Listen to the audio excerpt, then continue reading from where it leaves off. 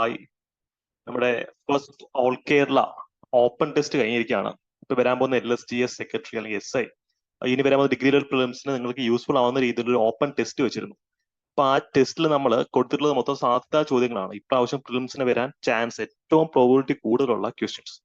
Because കുറച്ച് കഴിഞ്ഞ ആഴ്ച ഞാൻ ഹോട്ട് ടോപ്പിക്സിന്റെ PDF ഷെയർ ചെയ്തിരുന്നു. ഇതുവരെയുള്ള പ്രിലിംസിന്റെ ചോദ്യപേപ്പർ വിശകലനം ചെയ്തിട്ട് ഏറ്റവും കൂടുതൽ ചോദ്യങ്ങൾ വരാൻ പ്രോബിലിറ്റി ഉള്ള സെക്ഷൻസ് ആണ് തന്നിട്ടുള്ളത്. സോ നമ്മുടെ ഈ ഒരു ടെസ്റ്റ് സീരീസിന് ആ സെക്ഷൻസിനായിരിക്കും പ്രോബിലിറ്റി കൊടുക്കുക.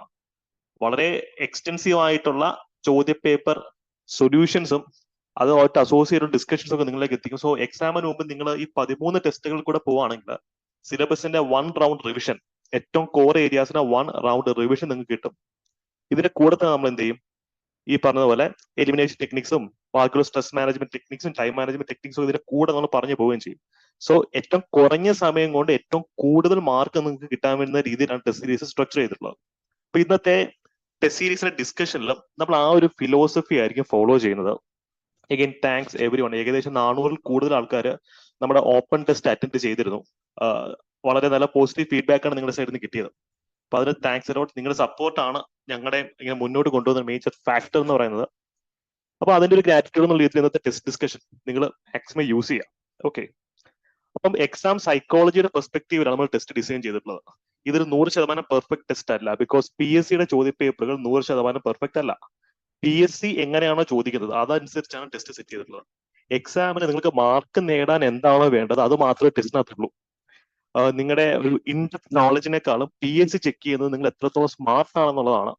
സോ സൊല്യൂഷൻസ് വളരെ ഡീറ്റെയിൽഡ് ആണ്. സൊല്യൂഷൻസ് കൂടെ പോയാൽ തന്നെ നിങ്ങൾക്ക് ധാരാളം കണ്ടന്റും റിവിഷനും ഒക്കെ അതിന് കൂടെ നടക്കും, മേജർ ഏരിയാസിന്റെ എല്ലാം. സോ എക്സാം സൈക്കോളജി വെച്ച് നിങ്ങൾ ഈ ടെസ്റ്റിനെ അപ്രോച്ച് ചെയ്യുക. അതിന്റെ ട്രെയിനിങ്ങും ഇതിന്റെ കൂടെ ഇന്നത്തെ ക്ലാസ്സിൽ നിങ്ങൾക്ക് കുറെ കിട്ടുന്നതായിരിക്കും. കണ്ടാൽ ഡിഫിക്കൽട്ട് എന്ന് തോന്നുന്ന പല ചോദ്യങ്ങളും എക്സ്ട്രീംലി ഈസി ആയിരുന്നു. അതിനെ സ്മാർട്ടായിട്ട് അപ്രോച്ച് ചെയ്താൽ മാത്രം മതി. ഓക്കെ, ഫോർ എക്സാമ്പിൾ നമുക്ക് ആദ്യത്തെ ഒരു ചോദ്യത്തിലേക്ക് സ്ട്രെയിറ്റ് ഫോർവേഡ് ആയിട്ട് പോവാം. ഓക്കെ, ചോദ്യം എന്താണ്? ചവിട്ട് നാടകം, അതിനെ പറ്റിയുള്ള ചോദ്യമാണ് അല്ലെ. Consider the following statements about ചവിട്ട് നാടകം. 3 സ്റ്റേറ്റ്മെന്റ്സ് കൊടുത്തിട്ടുണ്ട്. അടുത്ത കാലത്ത് വന്നിട്ടുള്ള പുതിയ ഒരു ഓപ്ഷന്റെ സ്ട്രക്ചർ അവിടെ കൊടുത്തിട്ടുള്ളത്. ഈ സ്ട്രക്ചർ കാണുമ്പോഴത്തേക്കും തന്നെ ഒരുവിധം ആൾക്കാർക്ക് സ്ട്രെസ് ആവും അല്ലെ.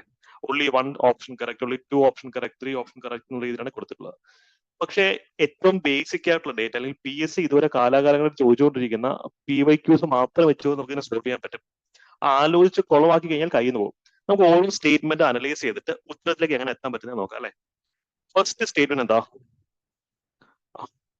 ചവിട്ട് നാടകം was originated in Kottayam district എന്ന് പറയുന്നത്. ചവിട്ട് നാടകം കോട്ടയം ഡിസ്ട്രിക്റ്റിലാണ് ഒറിജിനേറ്റ് ചെയ്തത്. ചവിട്ട് നാടകം ഏത് ഡിസ്ട്രിക്റ്റിൽ ഒറിജിനേറ്റ് ചെയ്തത്? സപ്പോസ് ആ ഒരു ഫാക്ട് നിങ്ങൾക്ക് അറിയില്ല, ആ എക്സാം ഹോളിൽ ടെൻഷൻ അടിച്ച് പ്രശ്നമായിട്ടിരിക്കുമ്പോഴത്തേക്കും ആ ഫാക്ട് നിങ്ങൾക്ക് അറിയില്ല. സരിക ഇപ്പം കറക്റ്റ് ആൻസർ പറയും. ആ ഫാക്ട് അറിയില്ലെങ്കിൽ നിങ്ങൾ എന്ത് ചെയ്യുക? ആ സ്റ്റേറ്റ്മെന്റ് സ്റ്റക്ക് ആവാതെ അടുത്ത സ്റ്റേറ്റ്മെന്റിലേക്ക് വരിക.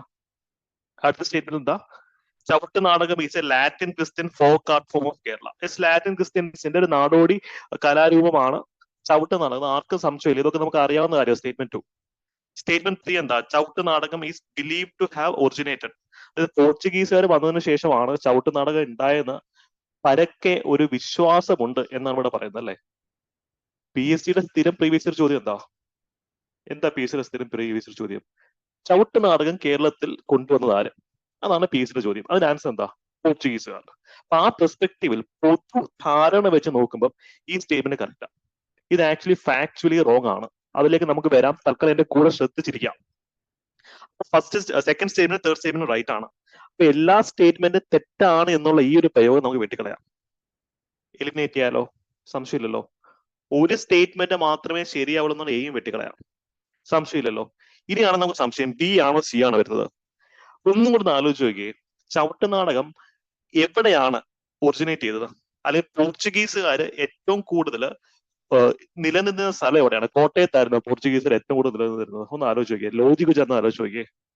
ഒബ്വിയസ്ലി കടൽ തീരം കൂടുതലുള്ള സ്ഥലത്തേക്കായിരിക്കണം പോർച്ചുഗീസുകാർ വന്നിട്ടുണ്ടാവുക. അവിടെ ആയിരിക്കണം അവർ കൂടുതലും തമ്പടിച്ചിട്ടുണ്ടാവുക. അപ്പൊ ആ ഒരു പെർസ്പെക്റ്റീവില് കോട്ടയത്തിന് എത്രത്തോളം പ്രസക്തി ഉണ്ടെന്ന് ആലോചിച്ച് നോക്കുക. അത് കോമൺ സെൻസും കേരളത്തിന്റെ ബേസിക് മാപ്പും മാത്രം നിങ്ങളുടെ മനസ്സിൽ മതി, ഫാക്ടുകൾ വേണ്ട. അപ്പൊ ഒരു ഉത്തരം എന്ത് വരും? ഫസ്റ്റ് സ്റ്റേറ്റ്മെന്റ് തെറ്റാന്നറിയാം. യഥാർത്ഥത്തിൽ കൊച്ചിയാണ്, കൊച്ചിയുടെ കടൽ തീരങ്ങളിലാണ് പോർച്ചുഗീസുകാരുടെ ഇൻഫ്ലുവൻസ് കൂടുതലും നമ്മൾ കാണുന്നത്. കോട്ടയത്താണോ? അല്ലല്ലോ. അപ്പൊ പോർച്ചുഗീസുകാരുണ്ടെങ്കിൽ കൊച്ചി ആരവാനുള്ള സാധ്യത വളരെ അധികമാണ്. അങ്ങനെ കുറച്ച് സ്ട്രാറ്റജിക്കലായിട്ട് ചിന്തിക്കുക, തന്ത്രപരമായി ചിന്തിക്കുക. എക്സാം ഹോളിൽ നമ്മൾ ഫാക്ടുകൾ ഓർത്തെടുക്കുന്നതിനേക്കാളും നമുക്ക് പലപ്പോഴും നമ്മുടെ കോമൺ സെൻസ് ഉപയോഗിക്കുന്നതായിരിക്കും സേഫ് ആയിട്ട് വരാം. അപ്പൊ ചോദ്യത്തിന് ഉത്തരം എന്ത് വരും? ബി ആണ് ഇതിന് ഉത്തരം, അല്ലെ? Only 2 statements are correct. ഇനി ഞാൻ ഒരു കാര്യം പറഞ്ഞു തരട്ടെ. ഇപ്പൊ അടുത്ത കാലത്ത് HSST വന്നിട്ടുള്ള ചോദ്യങ്ങൾ അനുസരിച്ചിട്ടാണെങ്കിലും മറ്റ് PSC വന്നിട്ടുള്ള ചോദ്യങ്ങൾ അനുസരിച്ചിട്ടാണെങ്കിലും ഈ ചവിട്ട് നാടകം എന്ന് പറയുന്നത് കേരളത്തിൽ പോർച്ചുഗീസുകാർക്ക് മുമ്പ് തന്നെ നിലനിന്നിരുന്ന ഒരു കലാരൂപമാണ് തെളിയിക്കപ്പെട്ടിട്ടുണ്ട്. ഗവൺമെന്റിന്റെ ഒഫീഷ്യൽ വെബ്സൈറ്റിലും കിടക്കുന്ന അതാ. ഇപ്പൊ ചിന്നത്തമ്പി അണ്ണാവി അല്ലെങ്കിൽ വേദനായകം പിള്ളയെ പോലുള്ള മഹാരഥന്മാരാണ് ചവിട്ട് നാടകത്തിന് അടിത്തറ ഇട്ടത്. പോർച്ചുഗീസുകാർ വരുന്നതിന് മുമ്പേ അത് ഉണ്ട്. പോർച്ചുഗീസിന് വന്നിട്ട് ഇത് ജസ്റ്റ് സ്പ്രെഡ് ആക്കിയതാണെന്നേ ഉള്ളൂ. തമിഴ്നാട്, അതെ, പണ്ട് കേരളത്തിലും കേരള തമിഴ്നാട് ദ്വിഭാഷാ പ്രദേശം എന്ന് പറയും, 2 ഭാഷകൾ സംസാരിക്കുന്ന പ്രദേശത്താണ് ഇത് ഒറിജിനേറ്റ് എന്ന് പറയാറുണ്ട്. പക്ഷെ ഇത്രയും നിങ്ങൾ പഠിച്ചുകൊണ്ട് പോകും, നോളജിന്റെ അതിപ്രസരത്തിൽ നിങ്ങൾ ക്ലാസ് റൂമിലേക്ക് കയറും. പക്ഷെ ഇവിടെ ചോദ്യം എന്താ? വൈഡ്ലി ബിലീവ്ഡ്, വിശ്വസിക്കപ്പെടുന്നത് എന്താ? പോർച്ചുഗീസുകാർ കൊണ്ടുവന്നല്ലേ? ഈ ചോദ്യത്തിന്റെ ഒരു ട്രാപ്പ് നിങ്ങൾക്ക് മനസ്സിലായോ? നിങ്ങളുടെ അറിവ് നിങ്ങളുടെ ശത്രു ആവാൻ പാടില്ല, നിങ്ങളുടെ മിത്രം ആവാനേ പാടുള്ളൂ. ഇപ്പം കേരള ജോഗ്രഫി പഠിക്കുന്ന ഒരാൾക്ക് അറിയാം കേരളം ഉണ്ടാക്കിയത് മഹാബലി ഒന്നുമല്ല. ഇത് സ്റ്റേറ്റ്മെന്റ് ആണ്, സോറി പരശുരാമനല്ലെന്ന് അറിയാം, ഒരു സ്റ്റേറ്റ്മെന്റ് ആണ്. It is believed that Parashurama created Kerala. ആ സ്റ്റേറ്റ്മെന്റ് തെറ്റെന്ന് പറയാൻ പറ്റുമോ? ട്രാപ്ഡ് ആണെന്ന് ചരണ്യ മെസ്സേജ് അയക്കുന്നുണ്ട്. ഇതിന്റെ ഒരു ഗെയിം നിങ്ങൾക്ക് മനസ്സിലായി. It is believed that Onam is celebrated to commemorate the arrival of Mahabali. മഹാബലിയുടെ വരവിനെ ഓർമ്മപ്പെടുത്താൻ ഓർമ്മ സെലിബ്രേറ്റ് ചെയ്യുന്നത് നമ്മൾ വിശ്വസിക്കുന്നു. ആ വിശ്വാസ സംഹിത തെറ്റാണോ? അത് ഫാക്ച്വലി റോങ് ആണെന്ന് പറയാം, കാര്യം തെളിവ് നമുക്ക് അധികം ഇല്ല. പക്ഷേ സ്റ്റേറ്റ്മെന്റിനെ നമ്മൾ സൈക്കോളജിക്കൽ അപ്രോച്ച് ചെയ്യണം, അപ്പൊ ഇത് കറക്റ്റ് ആയിട്ട് വരും. ഈ ചോദ്യം പലപ്പോഴും കോൺട്രവേഴ്സി സൃഷ്ടിച്ചിട്ടുള്ളതാണ്. ഇതിന്റെ ഒരു അപ്രോച്ച് നിങ്ങൾ കൺവിൻസ്ഡ് ആയോ? ഇതാണ് എക്സാം സൈക്കോളജി വെച്ച് കഴിഞ്ഞാൽ എക്സാമിന് ഒരു ചോദ്യം എടുത്തത് നമ്മളെ തെറ്റിക്കാനാണ്. ഓരോ ചോദ്യത്തിനും നമ്മൾ അങ്ങനെ വേണം അപ്രോച്ച് ചെയ്യാൻ. സെറ്റ് ആണല്ലോ? അപ്പം ഈ ചോദ്യത്തിന്റെ ഉത്തരം ബി ആണ്. മുന്നോട്ട് പോവുകയാണ്. ഓക്കെ, ഇതൊരു പെർഫെക്റ്റ് ചോദ്യം അല്ല, PSC ചോദിക്കുന്ന പെർഫെക്റ്റ് ചോദ്യങ്ങളും അല്ല. അതുകൊണ്ടാണ് ഇത്തരത്തിലുള്ള ഇംപെർഫെക്റ്റ് ക്വസ്റ്റ്യൻസ് കൊണ്ടിട്ടുള്ളത്. ഇത് PSC ക്യാൻസൽ ചെയ്യാനും പോകുന്നില്ല. ഇത്തരത്തിലുള്ള ചോദ്യങ്ങൾ വന്നു കഴിഞ്ഞാൽ ഇതിന്റെ ഉത്തരം ഇത് തന്നെ ആയിരിക്കും. നമ്മൾ വെറുതെ അവരുടെ തർക്കിച്ച് സമയം കളയുന്നതിനേക്കാൾ നല്ലത് ഈ രീതിയിൽ പരിശീലനം നടത്തി നമ്മൾ അങ്ങ് സെറ്റ് ആവുന്നതാണ്. ഓക്കെ, നമുക്കിനി രണ്ടാമത്തെ ഒരു ചോദ്യത്തിലേക്ക് പോകുന്നതിന് മുമ്പ് ഇതിന്റെ ഡീറ്റെയിൽ സൊല്യൂഷൻസ് നിങ്ങൾ നോക്കുക. Okay okay, exactly. നിങ്ങളുടെ കമന്റ്സ് ഞാൻ വായിക്കുന്നുണ്ട്, രസകരമുള്ള പല കമന്റ്സ് ആൾക്കാർ അയക്കുന്നുണ്ട്. ഇത് നമുക്ക് ബേസിക്കലി ലാറ്റിൻ ക്രിസ്ത്യൻസിന്റെ കാര്യമെന്ന് പറയുന്നുണ്ട്, കൊച്ചില എന്ന് പറയുന്നുണ്ട്. അതിന്റെ കൂടെ എന്താണ്? ചവിട്ടുനാളത്തിന് പഴയ വരുന്ന തട്ടുപൊളിപ്പൻ എന്നുള്ളതാണ്. വാസ്കോഡ് ഗാമയുടെ ചരിത്രവും കാപ്രാളിന്റെ ചരിത്രവും ഒക്കെ PSCയുടെ സ്ഥിരം ചോദ്യങ്ങളാണല്ലോ. സോ ഈ ഒരു മേഖല പോർച്ചുഗീസ് ഭരണത്തിൽ നിന്ന് PSC സ്ഥിരം ചോദിക്കുന്ന ഫാക്ടുകളൊക്കെ ഷൂട്ട് ചെയ്ത് ഞാൻ നിങ്ങൾക്ക് എത്തിച്ചിട്ടുണ്ട്. അപ്പം ഈ ഒരു ചോദ്യം ചോദിച്ചോട്ടെ.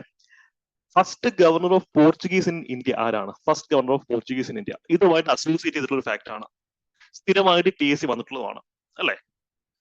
യെസ്, അൽമേഡയുടെ കാര്യം ഇവിടെ കൊടുത്തിട്ടുണ്ട്, കൃത്യമായിട്ടും കൊടുത്തിട്ടുണ്ട്, അതിന്റെ എക്സ്പ്ലനേഷനിൽ കൊടുത്തിട്ടുണ്ട്. ഓക്കെ, മറ്റൊരു സ്റ്റേറ്റ്മെന്റ് എന്താണ്? ആൽബർട്ട് കുക്ക് ആണ് പിന്നീട് പോർച്ചുഗീസ് ഗവർണറായിട്ട് വരുന്ന മറ്റൊരു പ്രധാനപ്പെട്ട വ്യക്തി എന്ന് പറയുന്നത്, അല്ലെ? ആൽബർട്ട് കുക്ക്, അൽമേഡ, ഇവരുടെ കാര്യം കൊടുത്തിട്ടുണ്ട്. അപ്പൊ നിങ്ങൾ ഇതിന്റെ സൊല്യൂഷൻസിൽ കൂടെ വായിച്ചു പോകണം. എനിക്ക് പറയാനുള്ള പ്രധാനപ്പെട്ട റിക്വസ്റ്റ് അതാണ്. നിങ്ങൾ 13 ടെസ്റ്റുകൾ അറ്റൻഡ് ചെയ്ത് ഡിസ്കഷൻസിൽ ഇരുന്ന് സൊല്യൂഷൻസിൽ കൂടെ പോയി പിന്നെ നമ്മുടെ ഹോട്ട് ടോപ്പിക്കുകളും കൂടെ പഠിക്കുകയാണെങ്കിൽ പ്രിലിംസ് നിങ്ങൾ ക്ലിയർ ചെയ്യാനുള്ള സാധ്യത വളരെ വലുതാണ്. ബിക്കോസ് ഈ ഒരു പ്രോസസ് കൂടെ കടന്നു കഴിഞ്ഞാൽ 2 റൗണ്ട് റിവിഷൻ ഇനിയുള്ള സമയത്ത് നിങ്ങൾക്ക് സ്മൂത്ത് ആയിട്ട് ചെയ്യാൻ പറ്റും. ഹോട്ട് ടോപ്പിക്സിന്റെ ഒക്കെ PDF നമ്മൾ ഓൾറെഡി ടെലിഗ്രാം ചാനലിൽ കംപ്ലീറ്റ്ലി ഫ്രീ ആയിട്ട് ഇട്ടിട്ടുണ്ട്. അത് എടുത്തു വെച്ച് പഠിക്കുക. ഇനി സിലബസ് എല്ലാം പഠിച്ചു തീർക്കാനുള്ള സമയം നിങ്ങൾക്കില്ല. സ്മാർട്ട് ആയിട്ട് പഠിക്കുക. ഇത് മതിയാവും. ആ രീതിയിലാണ് സ്ട്രക്ചർ ചെയ്തിട്ടുള്ളത്. നിങ്ങൾക്ക് നോക്കിയാൽ 210 പേജാണ് ഈ ഒരു PDFിനകത്തുള്ളത്. നിങ്ങൾ ഓരോ പേജ് ലൈൻ ബൈ ലൈൻ വായിക്കണ്ട. നിങ്ങൾക്ക് റിവിഷൻ നടത്താൻ ബുദ്ധിമുട്ടുള്ള സബ്ജക്ട് തിരിച്ചതിനകത്ത് കൊടുത്തിട്ടുള്ളത്, അല്ലെങ്കിൽ നിങ്ങൾ ഒട്ടും പഠിക്കാത്ത സബ്ജക്റ്റുകൾ, അതൊന്നും ഇനി പഠിച്ചെടുക്കാനുള്ള സമയം നിങ്ങൾക്കില്ല. അങ്ങനെയുള്ള ആൾക്കാർ എന്താണ് സ്മാർട്ട് ആയിട്ട് ഈ PDFകൾ ഉപയോഗിക്കുക. ഫോർ എക്സാമ്പിൾ, സിലിയോൺ ക്യാപ്ചർ ചെയ്തത് ആര്? Albert quake. നമുക്ക് വരാൻ സാധ്യതയുള്ള വലിയൊരു ചോദ്യമാണത്. അപ്പൊ ആ രീതിയിൽ സ്മാർട്ടായിട്ട് ഇതിനെ അപ്രോച്ച് ചെയ്യുന്നുള്ളതാണ് പറയാനുള്ളത്. ഹലോ,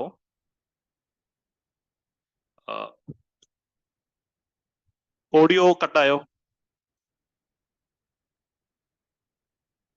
ഓക്കെ, എല്ലാവർക്കും കേൾക്കാലോ അല്ലെ? എല്ലാവർക്കും ഓഡിയോ ആൻഡ് വീഡിയോ ഓക്കെ ആണല്ലോ അല്ലെ? ഇടയ്ക്ക് ഒരു പൗസ് ആയത് തോന്നി. ഓക്കെ, നമുക്കിനി അടുത്തൊരു കോംപ്ലിക്കേറ്റഡ് ചോദ്യത്തിലേക്ക് പോകാം. വളരെ കോംപ്ലിക്കേറ്റഡ് നമുക്ക് തോന്നും. അതായത് എക്കണോമിക്സിലെ നിങ്ങളുടെ ബേസിക് ഡേറ്റ അനലൈസ് ചെയ്യുന്ന ഒരു ചോദ്യമാണ്. ജസ്റ്റ് ആ ചോദ്യം നോക്കുക.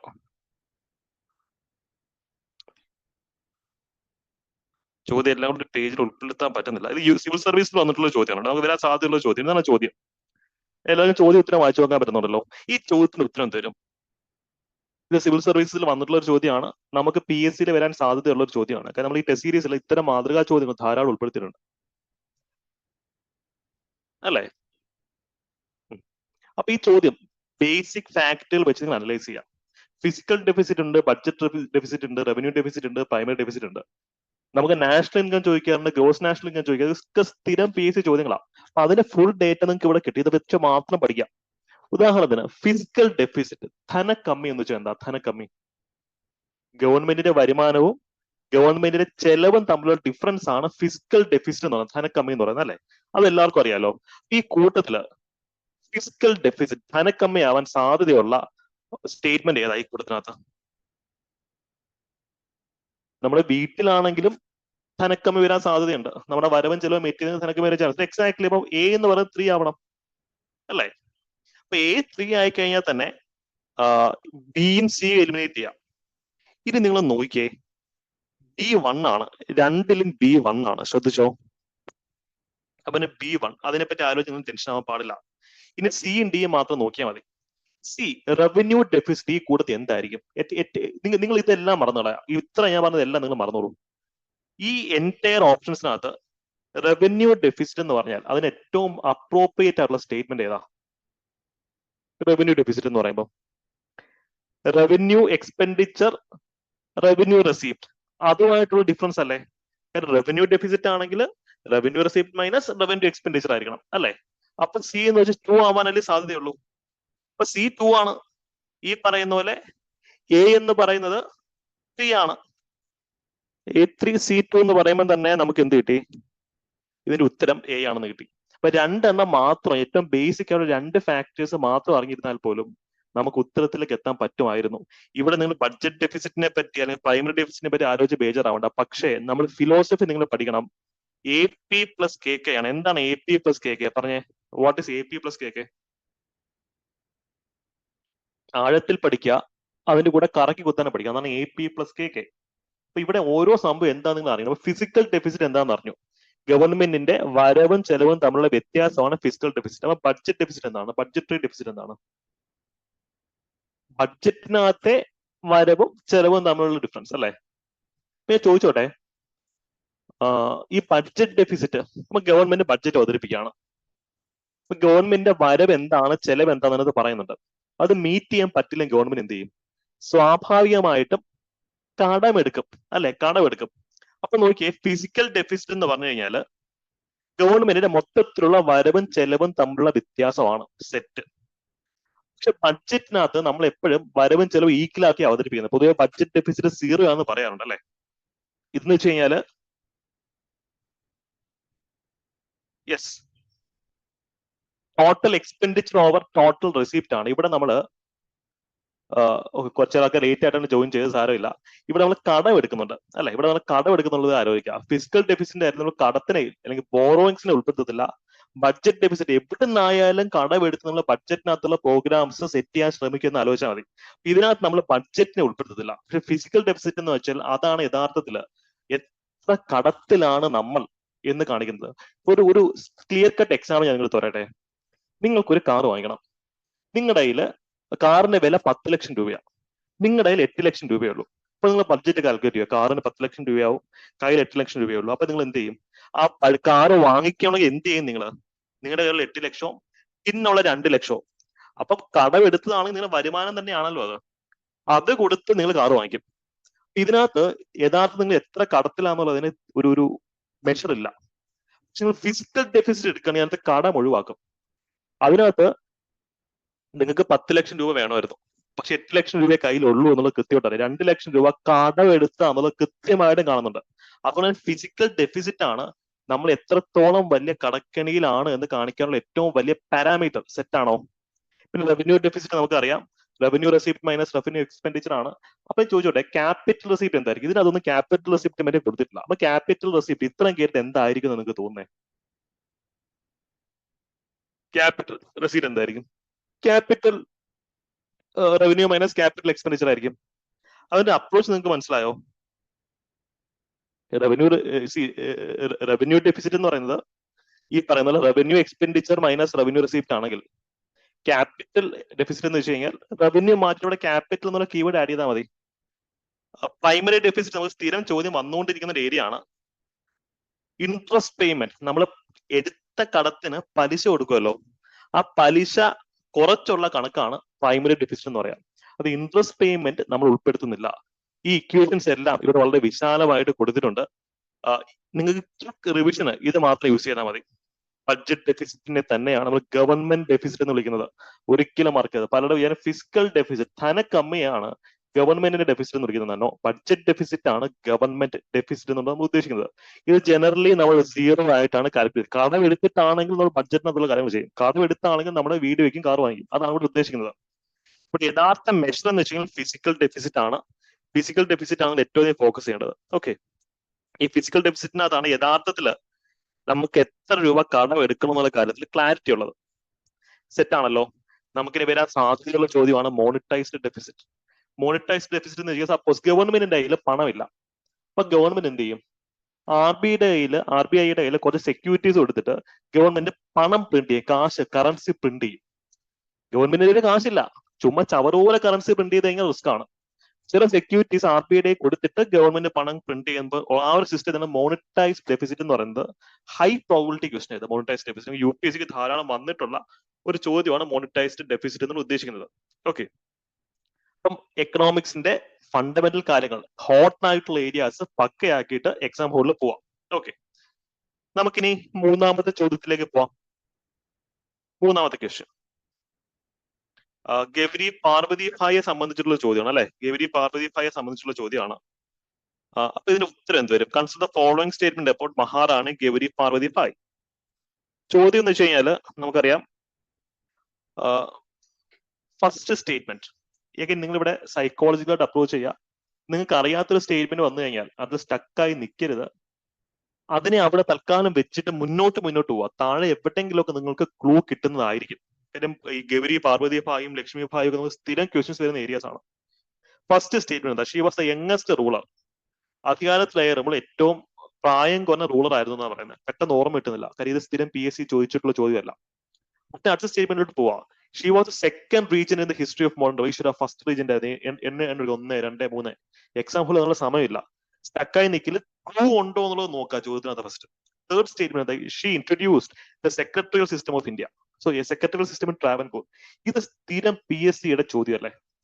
സെക്രട്ടറിയൽ സിസ്റ്റം ട്രാവൻകൂറിൽ ഇൻട്രൊഡ്യൂസ് ചെയ്ത ആരാ? PSC ഇത് എത്ര പ്രാവശ്യം ചോദിച്ചിട്ടുണ്ടെന്ന് സെൻസസ് എടുക്കാൻ പോയി കഴിഞ്ഞാൽ കുറെ പ്രാവശ്യം ചോദിച്ചിട്ടുണ്ട്. സോ ഇത് ഇൻട്രൊഡ്യൂസ് ചെയ്ത ആരാ? സെക്രട്ടറിയൽ സിസ്റ്റം ഇൻട്രൊഡ്യൂസ് ചെയ്തത് ഗൗരി പാർവതി ഭായ് ആണോ അതോ ഗൗരി ലക്ഷ്മി ഭായ് ആണോ? റാണി ഗൗരി ലക്ഷ്മി ഭായ് അല്ലേ? എക്സാക്ട്ലി, ലക്ഷ്മി ഭായ് ആണ് സെക്രട്ടറിയൽ സിസ്റ്റം ഇൻട്രൊഡ്യൂസ് ചെയ്തത്. ഇത് നമ്മൾ അറിഞ്ഞിരിക്കേണ്ട ഏറ്റവും ബേസിക് ഡേറ്റയാണ്. സോ ഇത് ലക്ഷ്മി ഭായ് ആണെന്നുള്ള കാര്യം അറിഞ്ഞിരിക്കുക. അപ്പൊ തേർഡ് സ്റ്റേറ്റ്മെന്റ് തെറ്റാണ് എന്ന് സ്ഥിരം PSCയുടെ PYQs വർക്ക്ഔട്ട് ചെയ്തിട്ടുള്ള ആൾക്ക് കണ്ടെത്താൻ പറ്റേണ്ടതാണ്. പക്ഷെ ഇതൊക്കെ കണ്ട് നിങ്ങളുടെ കോൺഫിഡൻസ് പോയിട്ടാണ് ഈ സ്റ്റേറ്റ്മെന്റിലോട്ട് പോകുന്നതെങ്കിൽ നിങ്ങൾക്ക് ഇത് ഓർത്തെടുക്കാൻ പറ്റത്തില്ല. കോൺഫിഡൻസ് ആണ് നിങ്ങളുടെ വജ്രായുധം, അത് ഒരിക്കലും വിട്ടുകളയില്ല. ഈ പ്രിലിംസും ഇനി വരാൻ പോകുന്ന മെയിൻസും ഒക്കെ പാസ്സാവാനുള്ള അറിവ് നിങ്ങളുടെ കയ്യിലുണ്ട്. കോൺഫിഡൻസ് ആണ് പലർക്കും ഇല്ലാത്തത്. സോ പ്രിലിംസ് കോൺഫിഡൻസിന്റെ ഒരു എക്സാം ആണെന്ന് തിരിച്ചറിയുക, അത് യൂസ് ചെയ്ത് മുന്നോട്ട് പോവാം. അപ്പൊ തേർഡ് സ്റ്റേറ്റ്മെന്റ് തെറ്റാണെങ്കിൽ ഞാൻ പറയാം, ഒരു സ്റ്റേറ്റ്മെന്റ് ശരിയാണോ തെറ്റാണോ എന്ന് ധാരണ കിട്ടിക്കഴിഞ്ഞാൽ അടുത്ത സ്റ്റേറ്റ്മെന്റിലേക്കല്ല ഓപ്ഷൻസിലേക്കാണ് പോയത്. തേർഡ് സ്റ്റേറ്റ്മെന്റ് ഉള്ള ഓപ്ഷൻസ് എല്ലാം എലിമിനേറ്റ് ചെയ്തേ. B പോയി, C പോയി, D പോയി. അപ്പൊ ഇതിന് ഉത്തരം എന്ത് വരും? A വരും. അതായത് 1ഉം 2ഉം 4ഉം കറക്റ്റ് ആണ്. ഇതിന്റെ അപ്രോച്ച് മനസ്സിലായോ? നിങ്ങൾ എത്ര സമയം ഇവിടെ ലാഭിച്ചു? ഇവിടെ നിങ്ങൾ ലാഭിക്കുന്ന ഓരോ സെക്കൻഡ് യൂസ് ചെയ്യേണ്ടത് ഇംഗ്ലീഷ്, മാത്സ്, മലയാളം, റീസണിങ് ചോദ്യങ്ങൾ ചെയ്യാനാണ്. അപ്പം ഞാൻ ഈ പറഞ്ഞ കോൺസെപ്റ്റ് നിങ്ങൾക്ക് മനസ്സിലാവുന്നുണ്ടോ? കൺവിൻസ് ആവുന്നുണ്ടോ? കാര്യം ഇതാണ് സ്മാർട്ടായിട്ട് സ്ട്രാറ്റജിക്കലായിട്ട് എക്സാമിന് അപ്രോച്ച് ചെയ്യാന്ന് പറയും. കഷ്ടപ്പെട്ട് അപ്രോച്ച് ചെയ്യാം, അല്ലെങ്കിൽ ചെസ്സോ അല്ലെങ്കിൽ ക്യാരംസോ അല്ലെങ്കിൽ ലാഘവത്തിനോ അപ്രോച്ച് ചെയ്യാം. അത് നിങ്ങളുടെ ഡിസിഷനാണ് ഇതിനെ എങ്ങനെ അപ്രോച്ച് ചെയ്യണം എന്നുള്ളത്. ഭയങ്കര ടെൻഷനായിട്ട് അപ്രോച്ച് ചെയ്ത് ഒരു ഗെയിം കളിക്കുന്ന ലാഘവത്തിൽ അപ്രോച്ച് ചെയ്തതിന് കുറേ ഈസി ആയിരിക്കും. ടെൻഷൻ ഫ്രീ ആയിട്ട് നിങ്ങൾക്ക് എക്സാം അറ്റൻഡ് ചെയ്യാൻ പറ്റുന്നത് അറിഞ്ഞിരിക്കാം. എഗെയിൻ ഇതിന്റെ ഡീറ്റെയിൽഡ് സൊല്യൂഷൻസ് കൊടുത്തിട്ടുണ്ട്. ഇതിൽ കൂടെ നിങ്ങൾ മസ്റ്റ് ആയിട്ടും പോയിരിക്കണം. എനിക്ക് ഗൗരി പാർവതി ഭായെ സംബന്ധിച്ച് ഇതുവരെ PSC ചോദിച്ചിട്ടുള്ള എല്ലാ പോയിന്റുകളും നിങ്ങളിലേക്ക് ഷൂട്ട് ചെയ്ത് എത്തിക്കുന്നുണ്ട്. എത്ര പ്രാവശ്യം റീജന്റ് ആയി കാര്യങ്ങളൊക്കെ എത്തിക്കുന്നുണ്ട്. അപ്പൊ ഇത് കൂടെ പോവാം. ഇപ്പൊ LMS ചരിത്രവും CMS ചരിത്രവും ഒക്കെ ഭയങ്കര ഇമ്പോർട്ടന്റ് ആണ് ഈ ഒരു കോണ്ടെക്സ്റ്റിൽ. ഇത് ലൈൻ ബൈ ലൈൻ വായിക്കുന്ന ടൈം നമുക്കില്ല. പക്ഷെ ഇത് നിങ്ങൾ വായിച്ചിരിക്കണം. എക്സാമിന് പോകുന്നതിന് മുമ്പേ ഒരു 2 ആവർത്തിയെങ്കിലും ഈ ഡേറ്റ വായിച്ചിരിക്കണം. നമ്മൾ അത്ര റിസർച്ച് ചെയ്ത് ക്രിയേറ്റ് ചെയ്തിട്ടുള്ള ടോപ്പിക്സ് ആണ്. ഓക്കെ, നമുക്കിനി അടുത്ത ഒരു ബുദ്ധിമുട്ട് ഉള്ള ഒരു ചോദ്യത്തിലേക്ക് പോയാലോ?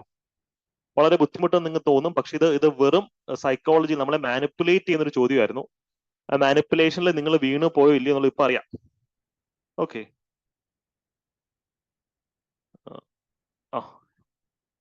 നാലാമത്തെ ചോദ്യം, കൺസിഡർ ദ ഫോളോയിങ് സ്റ്റേറ്റ്മെന്റ്സ് അല്ലേ? Consider following statements. ഇതിനകത്ത് ഏതൊക്കെ സ്റ്റേറ്റ്മെന്റ് ആണ് ശരി, കറക്റ്റ് എന്നാ ചോദിച്ചത്? ഇത് വട്ടം ഇട്ട് വയ്ക്കുക. You should encircle it. Right, wrong, correct, incorrect എന്നുള്ള വട്ടം ഇട്ട് വയ്ക്കുക. ഇനി നിങ്ങൾ ഇതിന്റെ ഉത്തരം തരുമെന്ന് പറഞ്ഞേ. നിങ്ങൾക്ക് ഇതിനെപ്പറ്റി ഒന്നും അറിയില്ല, നിങ്ങൾ PSC പഠിച്ചിട്ടേ ഇല്ലാത്തൊരു വ്യക്തിയാണ്, പക്ഷെ കോമൺ സെൻസ് മാത്രമുള്ള ഒരു വ്യക്തിയാണെങ്കിൽ ഈ ചോദ്യത്തിന് നിങ്ങൾ എങ്ങനെ അപ്രോച്ച് ചെയ്യും? എലിമിനേഷൻ ടെക്നിക്സ് യൂസ് എങ്ങനെ അപ്രോച്ച് ചെയ്യും?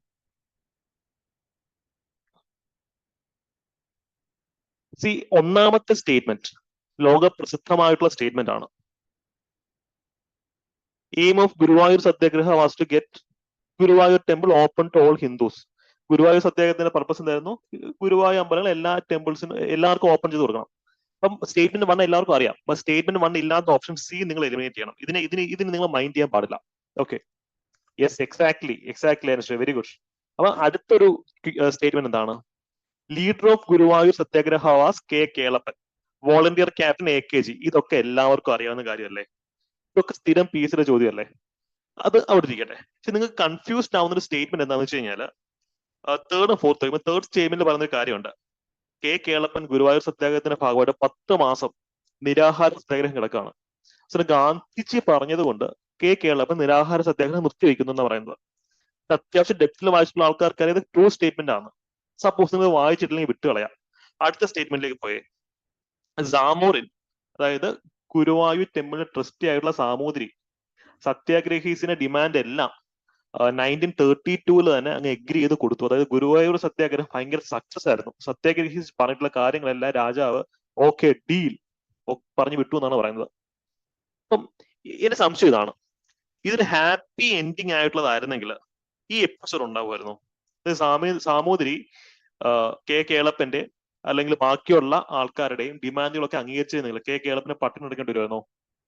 പട്ടിണി കിടന്ന് അദ്ദേഹം മരിക്കാനായപ്പോഴാണ് ഗാന്ധി എന്ന് പറഞ്ഞത് ഇവരുടെ ട്രാപ്പിൽ വീണ പോലെ നിങ്ങൾ മരിക്കണമെന്നാണ് അവരുടെ ആഗ്രഹം, അതുകൊണ്ട് തന്നെ നിരാഹാര സത്യാഗ്രഹം നിർത്തണമെന്ന് ഗാന്ധി അങ്ങനെ ചെന്ന് പറയുന്നത്. സപ്പോസ് നിങ്ങൾ ആ ചരിത്രം അറിഞ്ഞുകൂടെങ്കിൽ എന്റെ ചോദ്യം ഇത്രേ ഉള്ളൂ. സ്റ്റേറ്റ്മെന്റ് 3 സ്റ്റേറ്റ്മെന്റ് 4 ഇൻകൺസിസ്റ്റന്റ് അല്ലേ? ഇവർ ഒരുമിച്ച് പോകും. സ്റ്റേറ്റ്മെന്റ് 3 സ്റ്റേറ്റ്മെന്റ് 4 ഇൻകൺസിസ്റ്റന്റ് അല്ല, ഒരുമിച്ച് പോകും. ആ ഒരു ബേസിക് ഡേറ്റ നിങ്ങളുടെ കയ്യിലിരിക്കണം. ഒന്നുകിൽ സ്റ്റേറ്റ്മെന്റ് 3 അല്ലെങ്കിൽ സ്റ്റേറ്റ്മെന്റ് 4, ഇതിൽ ഏതെങ്കിലും ഒരെണ്ണത്തിന് മാത്രമേ കറക്റ്റ് ആകാൻ പറ്റുള്ളൂ. അപ്പൊ ഈ മറ്റ് ഒരു പ്രധാനപ്പെട്ട സംശയം, ഈ ഗുരുവായൂർ സത്യാഗ്രഹം വർക്ക്ഔട്ട് ആയായിരുന്നോ? ഇത് സക്സസ്ഫുൾ ആയിരുന്നു?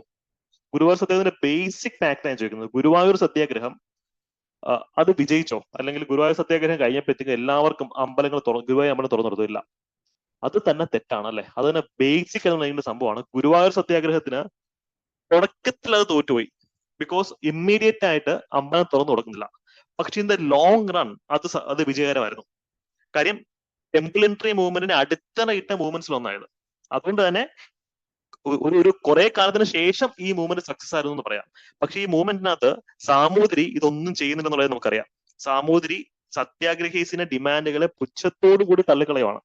ആ ഫാക്ട് എല്ലാവരും അറിഞ്ഞിരിക്കേണ്ടത് ബേസിക് ഫാക്ട് ആണ്. അപ്പൊ ഫോർത്ത് സ്റ്റേറ്റ്മെന്റ് എന്തായാലും റോങ് ആണ്. വെട്ടിക്കേ ഫോർത്ത് സ്റ്റേറ്റ്മെന്റ് എല്ലാം എലിമിനേറ്റ് ചെയ്തേ. അപ്പൊ ഇതിന് ഉത്തരം ബി ആണ്. അതായത് ഈ തേർഡ് സ്റ്റേറ്റ്മെന്റിനെ പറ്റി നിങ്ങൾക്ക് അറിയത്തില്ലെങ്കിൽ പോലും ഫോർത്ത് സ്റ്റേറ്റ്മെന്റ് കോമൺ സെൻസ് വെച്ച് റോങ് ആണെന്ന് അറിയണം. കാര്യം ഈ ഗുരുവായൂർ സത്യാഗ്രഹത്തിന്റെ അവസാനം സാമൂതിരി അമ്പിനും ബില്ലിനും അടുക്കാത്ത അവസ്ഥയായിരുന്നു.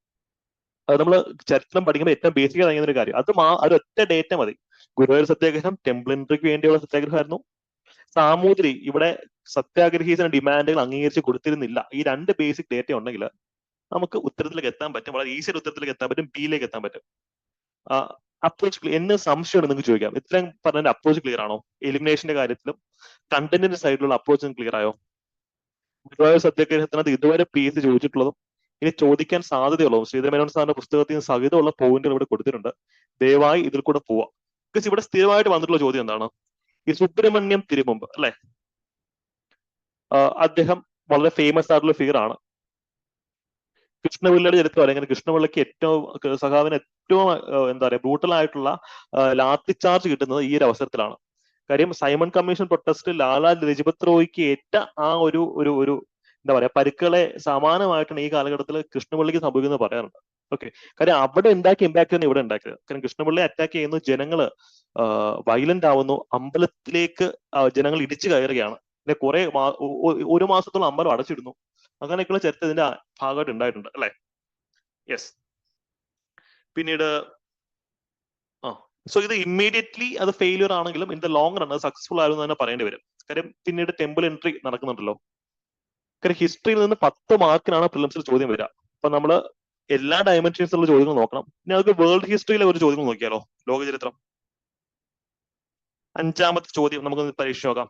5ാമത്തെ ചോദ്യം ഞാൻ പറഞ്ഞു ഈ കറക്കി കുത്താൻ മാത്രം പഠിച്ചാൽ പോരാ, അത്യാവശ്യത്തിന് നോളജ്, ഇൻഡെപ്ത് നോളജ് വേണം അല്ലെ, ആഴത്തിലുള്ള പഠനം വേണം. ഇത് അത്തരത്തിലുള്ളൊരു ചോദ്യമാണ്. യുണൈറ്റഡ് നേഷൻസും അസോസിയേറ്റഡ് ഓർഗനൈസേഷനും നമുക്ക് പ്രിലിംസിനകത്ത് സിലബസിനകത്ത് ഭയങ്കര ഇമ്പോർട്ടന്റ് ആയിട്ടുള്ള ഏരിയ ആണ്. അപ്പൊ യുണൈറ്റഡ് നേഷൻ ചാർട്ടറിൽ എത്ര ആൾക്കാർ ഒപ്പിട്ടിരുന്നു? ഇത് ഫാക്ച്വൽ തന്നെ പഠിക്കണം കേട്ടോ. അങ്ങനെ പ്രത്യേകിച്ച് കാര്യങ്ങളൊന്നും ചെയ്യാനില്ല. പക്ക ഫാക്ച്വൽ ഡേറ്റ ആണ്. അത് ഫാക്ച്വൽ ആയിട്ട് തന്നെ പഠിച്ചു പോവാം. യുണൈറ്റഡ് നേഷൻ ചാർട്ടറിൽ 51 രാജ്യങ്ങൾ ആ കാലഘട്ടത്തിൽ ഒപ്പുവെച്ചിരുന്നു. പക്ഷെ ഇതെല്ലാവർക്കും അറിയാം. 6 പ്രിൻസിപ്പൽ ഓർഗൻസ് ഉണ്ട്. പെർമനന്റ് മെമ്പേഴ്സ് ആയിട്ട് 5 പേരുണ്ട്. 10 പേര് ഇലക്ടഡ്. സെക്യൂരിറ്റി കൗൺസിലിലെ ആൾക്കാരുടെ കേസാണ് പറയുന്നത്. 10 പെർമനന്റ് മെമ്പേഴ്സും 10 പേരെ ഇലക്ട് ചെയ്തുകൊണ്ടിരിക്കും. 2ഉം 3ഉം കറക്റ്റ് എന്നൊരു എല്ലാവർക്കും അറിയാം അല്ലെ. 2ഉം 3ഉം കറക്റ്റ് എന്ന് അറിയാമെങ്കിൽ തന്നെ നമുക്ക് ഇതിൽ ഉത്തരം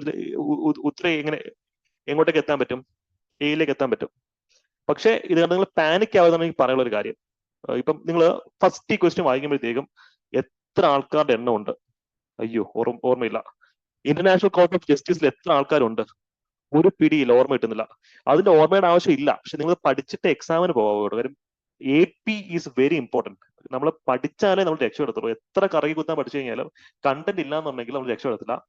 പക്ഷെ ഇതൊരു അപ്രോച്ച് നിങ്ങൾക്ക് ക്ലിയർ ആയോ? യുണൈറ്റഡ് നേഷൻസിൽ 6 പ്രിൻസിപ്പൽ ഓർഗൻസ് ഉണ്ടെന്നും പിന്നീട് സെക്യൂരിറ്റി കൗൺസിലിനകത്ത് 5 പെർമനന്റ് മെമ്പേഴ്സ്, 10 ഇലക്ട് മെമ്പേഴ്സും ഉണ്ട്. ഇത്ര 2ഉം 3ഉം ആബ്സല്യൂട്ട്ലി കറക്റ്റ് സ്റ്റേറ്റ്മെന്റ്സ് ആണ്. അപ്പൊ 2ഉം 3ഉം ഉള്ള ഒരേ ഒരു ഓപ്ഷൻ എന്ന് വെച്ചാൽ ഓപ്ഷൻ A ആണ്. അങ്ങനെ എയിലേക്ക് എത്താം. ബാക്കിയുള്ള ഡേറ്റ അറിയില്ലെങ്കിൽ പോലും എയിലേക്ക് എത്താം. കാര്യം 51 പേരാണ് ഉണ്ടായിരുന്നത്. ഈ ജഡ്ജിമാർ എത്ര പേരാ? ഇന്റർനാഷണൽ കോർട്ട് ഓഫ് ജസ്റ്റിസിൽ എത്ര ജഡ്ജിമാരുള്ളത്?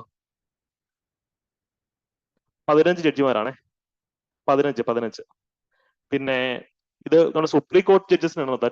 സുപ്രീം കോടതിയിൽ ടോട്ടൽ എത്ര ജഡ്ജിമാരുണ്ട്? സുപ്രീം കോടതിയിൽ മാക്സിമം എത്ര ജഡ്ജസ് ഉണ്ട് സുപ്രീം കോർട്ടിൽ? 34 ജഡ്ജസ് അല്ലെ, 34. അപ്പൊ അതും ഇതൊക്കെ നമ്മൾ കൺഫ്യൂസ്ഡ് ആക്കാനാണ് ഈ നമ്പർ കൊടുത്തിരിക്കുന്നത്. അപ്പം അത് വീണ് പോകരുത്, ഫോക്കസ് ചെയ്യാം. യെസ്. ഈ ചോദ്യം ഞാൻ ഈ പറഞ്ഞ രീതിയിൽ സോൾവ് ചെയ്തിട്ടുള്ള ആൾക്കാരുണ്ടെങ്കിൽ ഹാൻഡ് റൈസ് ചെയ്യൂ.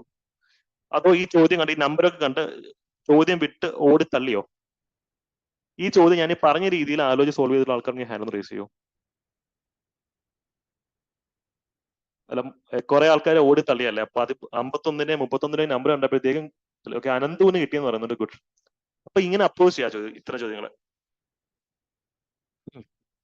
നമുക്കിനി 6ാമത്തെ ചോദ്യത്തിലേക്ക്. എഗൈൻ ഇവിടെ സമ്പൂർണ്ണമായിട്ടുള്ള ഫാക്ടുകൾ നിങ്ങൾക്ക് ഷൂട്ട് ചെയ്ത് തരുന്നുണ്ട് പോയിന്റ് ആയിട്ട്. യുണൈറ്റഡ് നേഷൻസിൽ നിന്ന് നിങ്ങൾക്ക് എക്സ്പെക്ട് ചെയ്യാവുന്ന 99% ചോദ്യങ്ങളും ഈ സൊല്യൂഷൻസിൽ കൂടെ പോയാൽ നിങ്ങൾക്ക് കിട്ടും. ഓക്കെ, കുറെ ആളുകൾ കിട്ടിയെന്ന് പറയുന്നുണ്ട്. ഗുഡ്. അപ്പൊ ട്രെയിനിങ്ങിന്റെ ബെനിഫിറ്റ് ഉണ്ട്. Very good. അപ്പം യുഎന്നിന്റെ ഓർഗനൈസേഷൻസ് എന്താണ്, ജനറൽ അസംബ്ലിയുടെ പർപ്പസ് എന്താണ്, ഇതൊക്കെ നമുക്ക് സ്ഥിരം PSC ചോദിക്കുന്ന ഏരിയാസ് ആണ്. നിങ്ങൾ ഇതിൽ വേറൊരു ബുക്ക് പോയി തപ്പി കഷ്ടപ്പെട്ട് എടുക്കണ്ട. ഇത് ഈ ഒരു PDF കൂടെ മാത്രം പോയാൽ ലാസ്റ്റ് മിനിറ്റ് റിവിഷന് ഇതൊരു എക്സ്റ്റൻസീവ് ആയിട്ട് യൂസ് ചെയ്യാം. International court of justice, secretariat, അതിനെ കൃത്യമായിട്ട് ഇവിടെ കൊടുത്തിട്ടുണ്ട്. ഓക്കെ, നമുക്കിനി ഫ്രഞ്ച് റെവല്യൂഷന്റെ ചോദ്യത്തിലേക്ക് പോയാലോ. ഫ്രഞ്ച് റെവല്യൂഷൻ അല്ലേ. ഫ്രഞ്ച് റെവല്യൂഷനെ സംബന്ധിച്ച് തെറ്റായ പ്രസ്താവന എന്താണെന്ന ചോദ്യം. ഈ ചോദ്യത്തിന് ഉത്തരം എന്ത് വരും? ഫ്രഞ്ച് റെവല്യൂഷൻ തെറ്റായ പ്രസ്താവന, ഈ ചോദ്യത്തിന് ഉത്തരം എന്ത് വരും?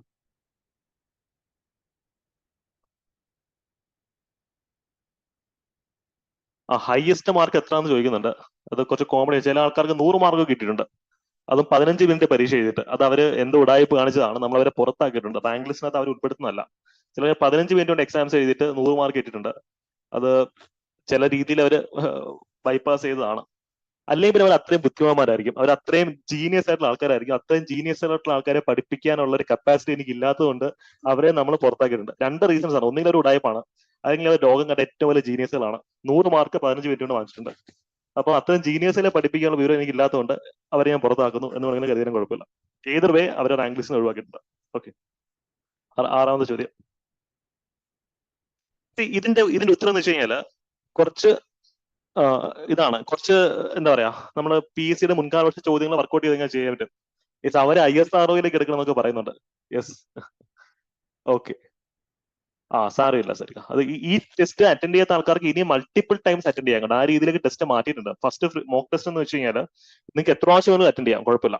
ഓക്കെ, സോ 6ാമത്തെ ചോദ്യം. ഇതിനകത്ത് നമുക്ക് സ്ഥിരമായിട്ട് ഇതിനകത്ത് ക്വസ്റ്റ്യൻ എന്ന് പറഞ്ഞാൽ തെറ്റായിട്ടുള്ള പ്രസ്താവന എന്തെന്നുള്ളതാണ് ചോദ്യം. തെറ്റായിട്ടുള്ള പ്രസ്താവന. 1ാമത്തെ പ്രസ്താവന എന്താ? Taxes gabelle and taille were paid to the king why the tax was paid to the church. With and taille നമ്മുടെ SCRL കൊടുത്തിട്ടുണ്ട്. SCRL കൊടുത്തിട്ടുള്ള സംഭവമാണ് അല്ലെ. ഗാബെല്ലെ അടുത്ത കാലത്ത് TSCയിൽ ചോദിച്ചിട്ടുണ്ട്. ഇത് കറക്റ്റ് ആയിട്ടുള്ള സ്റ്റേറ്റ്മെന്റ് ആണ്. ചോദിച്ചിട്ടുള്ള തെറ്റായിട്ടുള്ള പ്രസ്താവന ഏതെന്നാ?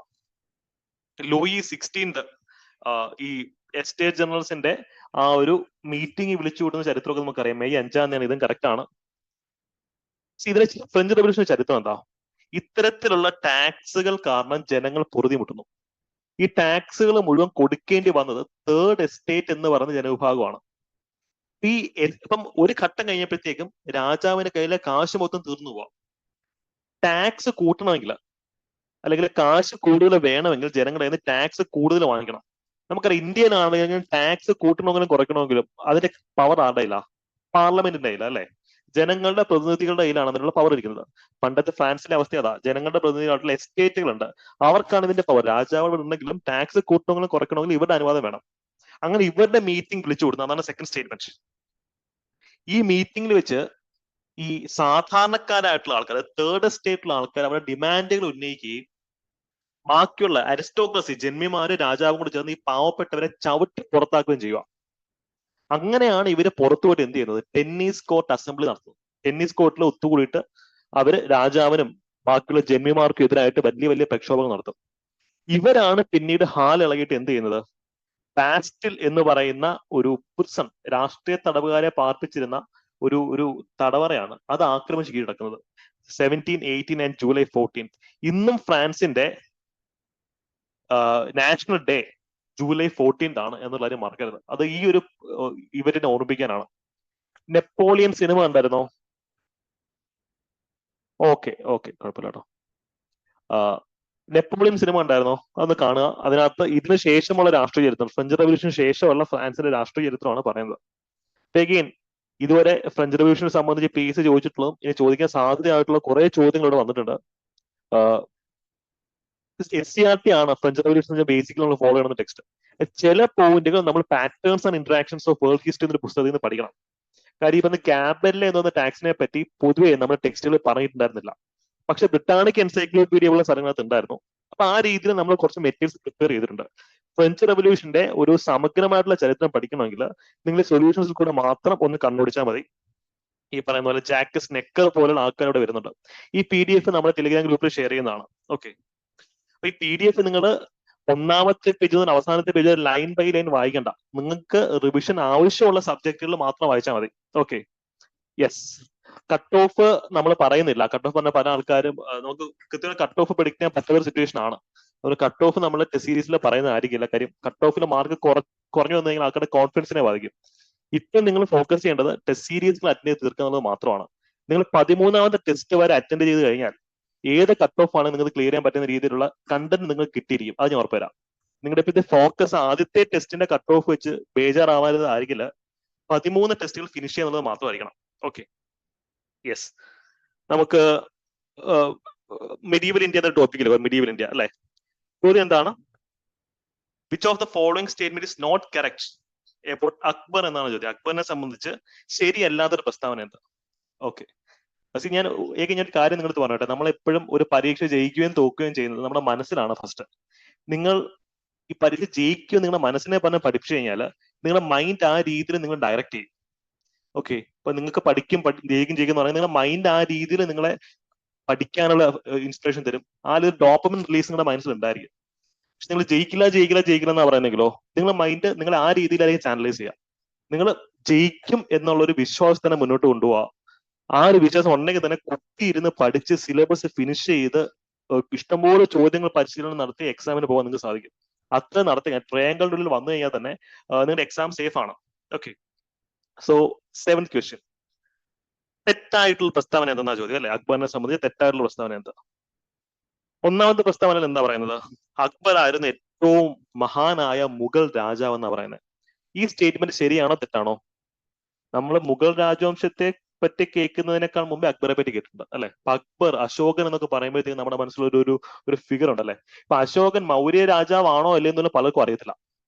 പക്ഷെ അശോകൻ എന്ന രാജാവ് അറിയാം അല്ലെ? അപ്പം അക്ബർ മുഗൾ ആണോ ഒന്നും നമുക്ക് അറിയത്തില്ല. പക്ഷെ അക്ബർ ഉണ്ടെന്ന് നമുക്കറിയാം. സോ മുഗൾ രാജവംശത്തിൽ ഏറ്റവും പ്രസിദ്ധനായ റൂൾ അക്ബറാണ് നമുക്കറിയാം. സെക്കൻഡ് സ്റ്റേറ്റ്മെന്റ് എന്താ? Mughals force defeated the army of Hemu in second battle of Panipat. രണ്ടാം പാനിപ്പട്ട് യുദ്ധത്തിൽ ഹേമുവിനെയാണ് മുഗൾ ഫോഴ്സസ് തോൽപ്പിച്ചെന്ന് പറയാറുണ്ട്. ഇതൊക്കെ സ്ഥിരം PSCയുടെ ചോദ്യമല്ല. First battle of Panipat, second, third battles. ഇത് പഠിക്കാതെ ആരും എക്സാമിന് പോകരുത്. നോട്ട്സ് നിങ്ങൾക്ക് തരുന്നതായിരിക്കും. അപ്പം സെക്കൻഡ് ബാറ്റിൽ ഓഫ് പാനിപ്പട്ടിൽ ഹേമുവിനെയാണ് 1556 അക്ബറിന്റെ ആർമി ബൈറം ഖാൻ ആണ് നയിക്കുന്നത്, തോൽപ്പിക്കുന്നുള്ളത് നമുക്ക് അറിയാവുന്നതാണ്. സി എന്താ? Battle of ഹാൽദിഘാട്ടി. ഹാൽദിഘാട്ടി യുദ്ധത്തില് മുഗൾ ഫോഴ്സസ് അല്ലെങ്കിൽ അക്ബർ തോൽപ്പിച്ചത് റാണ സംഗയാണെന്നാ പറയുന്നത്. ആക്ച്വലി ബാറ്റിൽ ഓഫ് ഹാൽദിഘാട്ടിയിലെ നായകൻ ആരായിരുന്നു? അക്ബർ ആരെയാ തോൽപ്പിക്കുന്നത്? മഹാറാണ പ്രതാപ്. എക്സാക്ട്ലി അനുസരിച്ച് മഹാറാണ പ്രതാപിനെ തോൽപ്പിക്കുന്നത്. ഇത് നമ്മൾ അറിഞ്ഞിരിക്കുന്ന ഒരു ഫാക്ട് ആണ്. കാര്യം ഇതിന്റെ ചരിത്രം ഇത്രയേ ഉള്ളൂ. ഈ അക്ബറിന്റെ അച്ഛൻ കൊടുക്കുന്ന ഏറ്റവും ഒരു ഉപദേശമുണ്ട്. നീ നിന്റെ കൂടുള്ള പ്രഭുക്കന്മാരെ വിശ്വസിക്കരുത്. വിശ്വസിക്കണമെങ്കിൽ നീ രജപുത്തന്മാരെ വിശ്വസിക്കണം. അവര് വാക്ക് പറഞ്ഞാൽ വാക്കാ, നിങ്ങളെ തേക്കത്തില്ല. രജപുത്തന്മാരെ തേക്കത്തില്ല. They are true to their words. അതുകൊണ്ട് രജപുത്തന്മാരെ കൂടെ നിർത്തണം, അല്ലെങ്കിൽ രജപുത്ത് ക്ഷത്രിയ ക്ലാനെ കൂടെ നിർത്തണം എന്നാണ് അക്ബറിന് കിട്ടുന്ന ഉപദേശം. അതുകൊണ്ട് തന്നെ അക്ബർ ചെയ്യുന്ന മെയിൻ പരിപാടി എന്താ? Matrimonial alliances. ഇപ്പോ ഏതെങ്കിലും ഒരു രജപുത്ത് ഫാമിലിയിലെ ഒരു പെൺകുട്ടി വിവാഹം കഴിക്കും, ആ രാജ്യവുമായിട്ട് നല്ല ബന്ധം സ്ഥാപിക്കും. കാര്യം മാട്രിമോണിയൽ അലയൻസ് വന്നു കഴിഞ്ഞാൽ പിന്നെ യുദ്ധത്തിനുള്ള സ്കോപ്പ് കുറവാണ്. അങ്ങനെ അതായത് അക്ബറിന്റെ ബ്യൂറോക്രസിയിൽ നമുക്ക് രാജാ മാൻസിംഗിന്റെ ചരിത്രം അറിയാം. അക്ബറിന്റെ ബ്യൂറോക്രസിയിൽ ടോപ്പ് റാങ്കിൽ നിന്ന് പല ആൾക്കാരും ഹിന്ദുക്കളാണ്. അക്ബർ ആ ഒരു റിലീജിയസ് ടോളറൻസ് ഉള്ള വ്യക്തിയായിരുന്നു. അക്ബറിന്റെ ജനറൽസിൽ പലരും, രാജാ തോണ്ടർമാലിന്റെ ഒക്കെ ചരിത്രം നമുക്കറിയാം, അവരൊക്കെ ഹിന്ദുക്കളായിട്ടുള്ള രജപുത്തന്മാരാണ്. അക്ബർ എപ്പോഴും രജപുത്തന്മാരെ കൂടെ നിർത്താൻ ശ്രമിച്ചിരുന്നു. അതായിരുന്നു അക്ബറിന്റെ ഏറ്റവും വലിയ വിജയ രഹസ്യം. ഔറംഗസീബിന് അടിതെറ്റിയത് ഇവിടെ. ഔറംഗസീബ് ബാക്കിയുള്ള എല്ലാവരെയും ഉപദ്രവിക്കാൻ തുടങ്ങിയത് ഔറംഗസീബിനെ അടിതെറ്റിയത്. പക്ഷെ അക്ബർ എന്ന് വെച്ച് കഴിഞ്ഞാൽ എല്ലാവരും കൂടെ നിർത്താൻ നോക്കിയ വ്യക്തിയാണ്. എക്സെപ്ഷൻ, ഒറ്റ എക്സെപ്ഷനേ ഉള്ളൂ. അക്ബറിന് കൂടെ നിർത്താൻ പറ്റാതായിപ്പോയ രജപുത്തനാണ് മഹാറാണ പ്രതാപ്. ബാക്കിയുള്ള എല്ലാവരെയും സോപ്പിട്ട്, അല്ലെങ്കിൽ ബാക്കിയുള്ള എല്ലാവർക്കും ജനറൽഷിപ്പ് കൊടുത്ത്, അല്ലെങ്കിൽ ബ്യൂറോക്രസിയിലേക്ക് കൊണ്ടുവന്ന്, അല്ലെങ്കിൽ വെരട്ടിയാണെങ്കിൽ അക്ബർ കൂടെ നിർത്തി. പക്ഷെ മഹാറാണ പ്രതാപിനെ ഒരു രീതിയിലും പോക്കറ്റിലാക്കാൻ അക്ബറിന് സാധിച്ചിരുന്നില്ല. ബിക്കോസ് ആ ഒരു റാണ ക്ലാനിന്റെ പ്രൈഡാണത്. അങ്ങനെയാണ് ബാറ്റിൽ ഓഫ് ഹാൽദിഘാട്ടി നടക്കുന്നത്. അതിനകത്ത് അദ്ദേഹം തോറ്റു വന്നത്. ഇപ്പൊ PSCയുടെ സ്ഥിരം ചോദ്യം ഇത് ബാറ്റിൽ ഓഫ് ഹാൽദിഘാട്ടി നമ്മൾ അറിഞ്ഞിരിക്കുന്ന ഒരു ഫാക്ട് ആണ്. പിന്നെ ചോദ്യം ഇതാണ്, മഹാറാണ പ്രതാപിന്റെ കുതിരയുടെ പേരെന്താ? കുതിരയുടെ പേരെന്താ?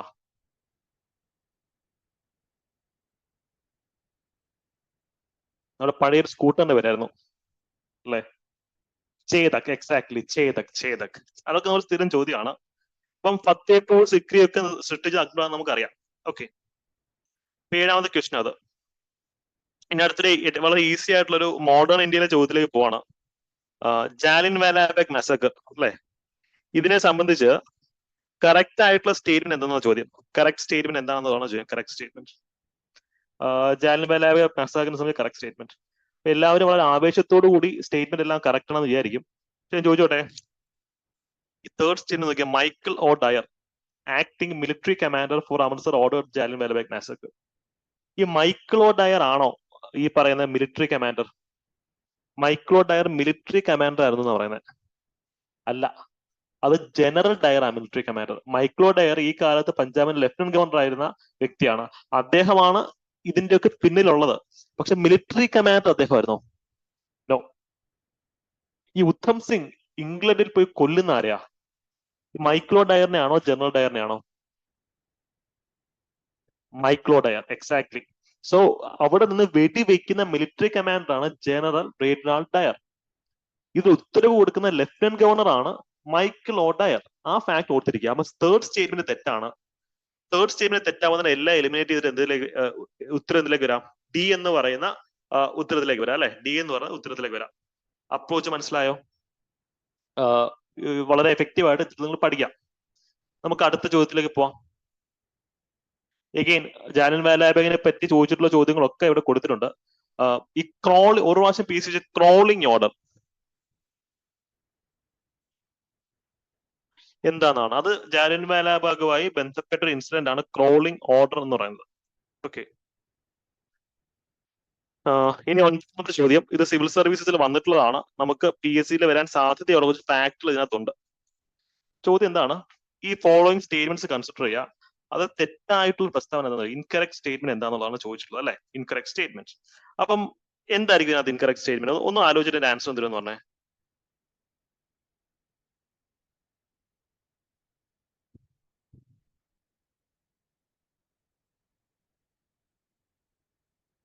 സി എഗെയിൻ നിങ്ങൾ ആൻസേഴ്സ് കറക്റ്റ്. നിങ്ങൾ മനസ്സിലാക്കുക, ഒരു സ്റ്റേറ്റ്മെന്റിൽ കുറെ ഫാക്ടുകൾ കുത്തിക്കേറ്റിട്ടുള്ള സ്റ്റേറ്റ്മെന്റ് ഉണ്ടെങ്കിൽ, 1, 2, 4, 5 ഫാക്ടുകൾ സ്റ്റേറ്റ്മെന്റ് എന്നുണ്ടെങ്കിൽ ഒന്ന് ആലോചിക്കുക, ഒരു ഫാക്ട് എങ്ങനെ തെറ്റാവാൻ സാധ്യതയില്ലേ? ഫസ്റ്റ് സ്റ്റേറ്റ്മെന്റ് വളരെ സ്ട്രേറ്റ് ഫോർവേഡാണ്. അംബേദ്കർ ഫസ്റ്റ് റൗണ്ട് ടേബിൾ കോൺഫറൻസിൽ സെപ്പറേറ്റ് ഇലക്ടറേറ്റ് ദളിത് കമ്മ്യൂണിറ്റിക്ക് വേണ്ടി ഡിമാൻഡ് ചെയ്തിരുന്നു. അത് നമുക്ക് അറിയേണ്ടുന്ന കാര്യമാണ്. സെക്കൻഡ് സ്റ്റേറ്റ്മെന്റ് എന്താ? Pune Pact was an agreement between Hindus and depressed class and was signed in 23rd and was signed by 23 people, including Patel on behalf of Hindu and Gandhi and Bhimarao Ambedkar on behalf of the depressed class. ഗാന്ധിജിയാണ് പറഞ്ഞത് depressed ക്ലാസ്സിന് separate electorate കൊടുക്കരുതെന്ന്. അപ്പൊ depressed ക്ലാസ്സിനെ represent ചെയ്തുകൊണ്ട് ഗാന്ധിജി ഒപ്പിടൂ? ഇതിനകത്ത് എന്താണ് logic? ഈ depressed ക്ലാസ്സിന് separate electorate വേണമെന്ന് അംബേദ്കർ ഡിമാൻഡ് ചെയ്യുന്നു. അത് പറ്റത്തില്ലെന്ന് ഗാന്ധിജി പറയുന്നു. Because of so many other sociological reasons. അദ്ദേഹത്തിന് കാരണങ്ങളുണ്ട്. അപ്പൊ ഇവർ രണ്ടുപേരും ഒരുമിച്ചിരുന്നുകൊണ്ട് ദളിത് ക്ലാസ്സിന് വേണ്ടി ഒപ്പിടുവോ? നോ. അപ്പൊ അതിന് തെറ്റാണ്. നിങ്ങൾ അറിഞ്ഞിരിക്കുക, കമ്മ്യൂണൽ അവാർഡില് ദളിത് ക്ലാസ്സിന് വേണ്ടി ഒപ്പിടുന്നത് അംബേദ്കർ ആണ്. ഗാന്ധിജിക്ക് വേണ്ടി ഒപ്പിടുന്നത് മദൻ മോഹൻ മാളവ്യ. ഗാന്ധിജി പോലും ഇതിനകത്ത് ഒപ്പിടുന്നില്ല. അപ്പൊ ഈ ഫാക്ടുകൾ നമുക്ക് സ്ഥിരമായിട്ട് വന്നിട്ടുള്ളതാണ് പല എക്സാംസിൽ. എഗെയിൻ ഡീറ്റെയിൽ സൊല്യൂഷൻ കൊടുത്തിട്ടുണ്ട്.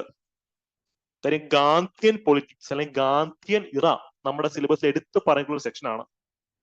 കഴിഞ്ഞ വർഷത്തെ പ്രിലിംസിലാണ്, കഴിഞ്ഞ വർഷത്തെ മെയിൻസ് എക്സാമിനൊക്കെ ആണെങ്കിൽ പണ്ടത്തെ മെയിൻസ് 5 മാർക്കേ ഉള്ളൂ. Modern India, Kerala history, medieval India, world history എല്ലാം കൂടെ. ഇത്രയും ഡീപ്പായിട്ട് പഠിക്കാൻ ഞാൻ പറയത്തില്ല. പക്ഷേ ഈ പ്രിലിംസിൽ എന്താ 10 മാർക്കുണ്ട്. ഇത്രയും ഡേറ്റ നിങ്ങൾ പഠിച്ചിട്ട് എക്സാമിന് പോകാവൂ. സെൽഫ് എക്സ്പ്ലനേറ്ററി ആയിട്ട് കാര്യങ്ങൾ കൊടുത്തിട്ടുണ്ട്. കമ്മ്യൂണൽ അവാർഡ് എന്താണ്, ആരൊക്കെയാണ് ഒപ്പിട്ട് എന്നുള്ള കാര്യങ്ങൾ കൊടുത്തിട്ടുണ്ട്. ഓക്കെ, ഇൻഡിഗോ റിവോൾട്ടിന്റെ സ്ഥലം ഏതെന്നുള്ളതാണ് അടുത്ത ചോദ്യം. ഇത് വളരെ ബേസിക് ക്വസ്റ്റ്യൻ ആണ്. ആലോചിച്ച സമയങ്ങളിൽ ബംഗാളാണ് ഇൻഡിഗോ റിവോൾട്ടിന്റെ സ്ഥലം. അപ്പൊ ഇൻഡിഗോ റിവോൾട്ട് എന്താണെന്നുള്ളത് പഠിച്ചിരിക്കുക. Indigo revolt is very important. അത് പഠിച്ചിരിക്കുക. ജോഗ്രഫിയിലേക്ക് പോയാലോ? ജോഗ്രഫിയുടെ ചോദ്യങ്ങൾ വളരെ ഇൻട്രസ്റ്റിംഗ് ആണ്. ഓക്കെ, അതായത് ചോദ്യം എന്താണ്? സാധാരണഗതിയിൽ ഏതോ ഒരു സിനിമയിൽ ഒരാൾ ചോദ്യമാണ്, നമുക്ക് ഹൈറ്റ് കൂടുമ്പോൾ നമ്മൾ സൂര്യന്റെ അടുത്തോട്ടല്ലേ പോന്നെ, പിന്നെ എന്തുകൊണ്ടാണ് ഹൈറ്റ് കൂടുമ്പോൾ തണുപ്പ് കൂടുന്നത്? ചൂടല്ലേ കൂടേണ്ടത്? പുള്ളി ചോദിച്ചത് ന്യായമാണ്. പിന്നെ ഹൈറ്റ് കൂടുമ്പോൾ സൂര്യൻ, എനിക്ക് പണ്ടുണ്ടായിരുന്ന സംശയമായിരുന്നത്. ഞാൻ അപ്പൂപ്പൻ്റെ അടുത്ത് ചോദിച്ചാൽ അപ്പൂപ്പൻ എന്നെ ഓടിച്ചു വിട്ടു. ഇങ്ങനെയൊക്കെയാണ് ആ ഡൗട്ട് ചോദിക്കുന്നത് വെച്ചിട്ട്. കാര്യം നമ്മൾ മേലോട്ട് പോകുന്നതോറും തണുപ്പാണ് കൂടുന്നത്. ആക്ച്വലി സൂര്യനോടുള്ള ഡിസ്റ്റൻസ് കുറയുമ്പോഴത്തേക്കും ചൂടാണ് കൂടേണ്ടത്. How does it happens? അല്ലെ? Okay, yes exactly. സ്പീഡ് കുറച്ച് കുറയ്ക്കാം. ഫൈൻ. അപ്പം ചോദ്യം എന്താണ്? ഇപ്പം നോക്കുക, atmosphere can heat up only from earth surface. നിങ്ങൾ മനസ്സിലാക്കുന്ന ഫസ്റ്റ് കാര്യം എന്താ? ഇങ്ങോട്ട് വരുന്ന സൂര്യൻ രശ്മി, അതായത് ഇൻസുലേഷൻ എന്ന് പറയും, ഇൻകമിങ് സോളാർ റേഡിയേഷൻസ്. അതല്ല ഭൂമിയെ ചൂടാക്കുന്നത്. ഈ ചൂട് വന്നിട്ട് ഭൂമിയെ ചൂടാക്കും. ഈ ചൂട് വികരിക്കുമ്പോഴാണ് അന്തരീക്ഷം ചൂടാവുന്നത്. അല്ലാതെ ഒരിക്കലും സൂര്യപ്രകാശം അടിച്ചിട്ടല്ല നമ്മുടെ അന്തരീക്ഷം, അറ്റ്മോസ്ഫിയർ ചൂടാവുന്നത്. ഈ സൂര്യപ്രകാശം എന്ത് ചെയ്യും? ഭൂമിയെ ചൂടാക്കും. ഇത് ടെറസ്ട്രിയൽ റേഡിയേഷൻ എന്ന് പറഞ്ഞിട്ട് ചൂട് വികരണം നടത്തും. ഈ വികരണമാണ് അന്തരീക്ഷത്തെ ചൂടാക്കുന്നത്. അപ്പം ഭൂമിയുടെ അന്തരീക്ഷം, നമ്മുടെ അറ്റ്മോസ്ഫിയറിനെ ചൂടാക്കുന്നത് ഭൂമിയിൽ നിന്നുള്ള റേഡിയേഷൻസ് ആണ്. അപ്പൊ മേലോട്ട് പോകുന്തോറും നമ്മൾ ഈ റേഡിയേഷൻസിൽ നിന്ന് ഉയർന്ന് പോകല്ലേ? അപ്പൊ എന്ത് സംഭവിക്കും? ചൂട് കൂടുവോ തണുപ്പ് കൂടുവോ? തണുപ്പ് കൂടും. കാര്യം റേഡിയേഷൻ സോഴ്സിൽ നിന്ന് നമ്മൾ ദൂരെ പൊക്കോണ്ടിരിക്കുക. ഭൂമിയാണ് അന്തരീക്ഷത്തെ ചൂടാക്കുന്നത്. അപ്പം ഇങ്ങനെ പോകുമ്പോഴത്തേക്ക് ഇങ്ങനെ പൊക്കോണ്ടിരിക്കും അല്ലെ? എക്സാക്ട്ലി. അപ്പം ചോദ്യം എന്താണ്? The atmosphere can be heated upward only from the earth's surface. That's true. Atmosphere ചൂടാവുന്ന അങ്ങനെയാണ്. സപ്പോസ് നിങ്ങൾക്ക് ആ ഒരു ഫാക്ട് അറിയില്ലെന്ന് തന്നെ വെക്കാം. ആ ഫാക്ട് നിങ്ങൾക്ക് അറിയത്തില്ല. സെക്കൻഡ് സ്റ്റേറ്റ്മെന്റ് എന്താ? there is more moisture in upper atmosphere. അതായത് ലോവർ അറ്റ്മോസ്ഫിയറിനേക്കാളും അപ്പർ അറ്റ്മോസ്ഫിയറിലാണ് മോയിസ്ചർ അല്ലെങ്കിൽ വാട്ടർ കണ്ടന്റ് ഉള്ളതെന്ന് പറയുന്നത്. ഇത് ശരിയാണോ?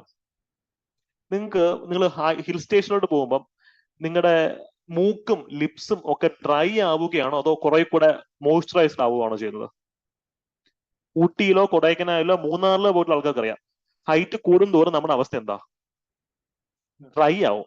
അതിന്റെ അർത്ഥം സെക്കൻഡ് സ്റ്റേജിൽ തെറ്റാന്നല്ലേ? ഇപ്പൊ അപ്പർ അറ്റ്മോസ്ഫിയറിൽ അല്ലെങ്കിൽ മേലോട്ട് പോകും തോറും മോയ്സ്ചർ കൂടുവാണ്, മോയ്സ്ചർ കുറയുവാണ്.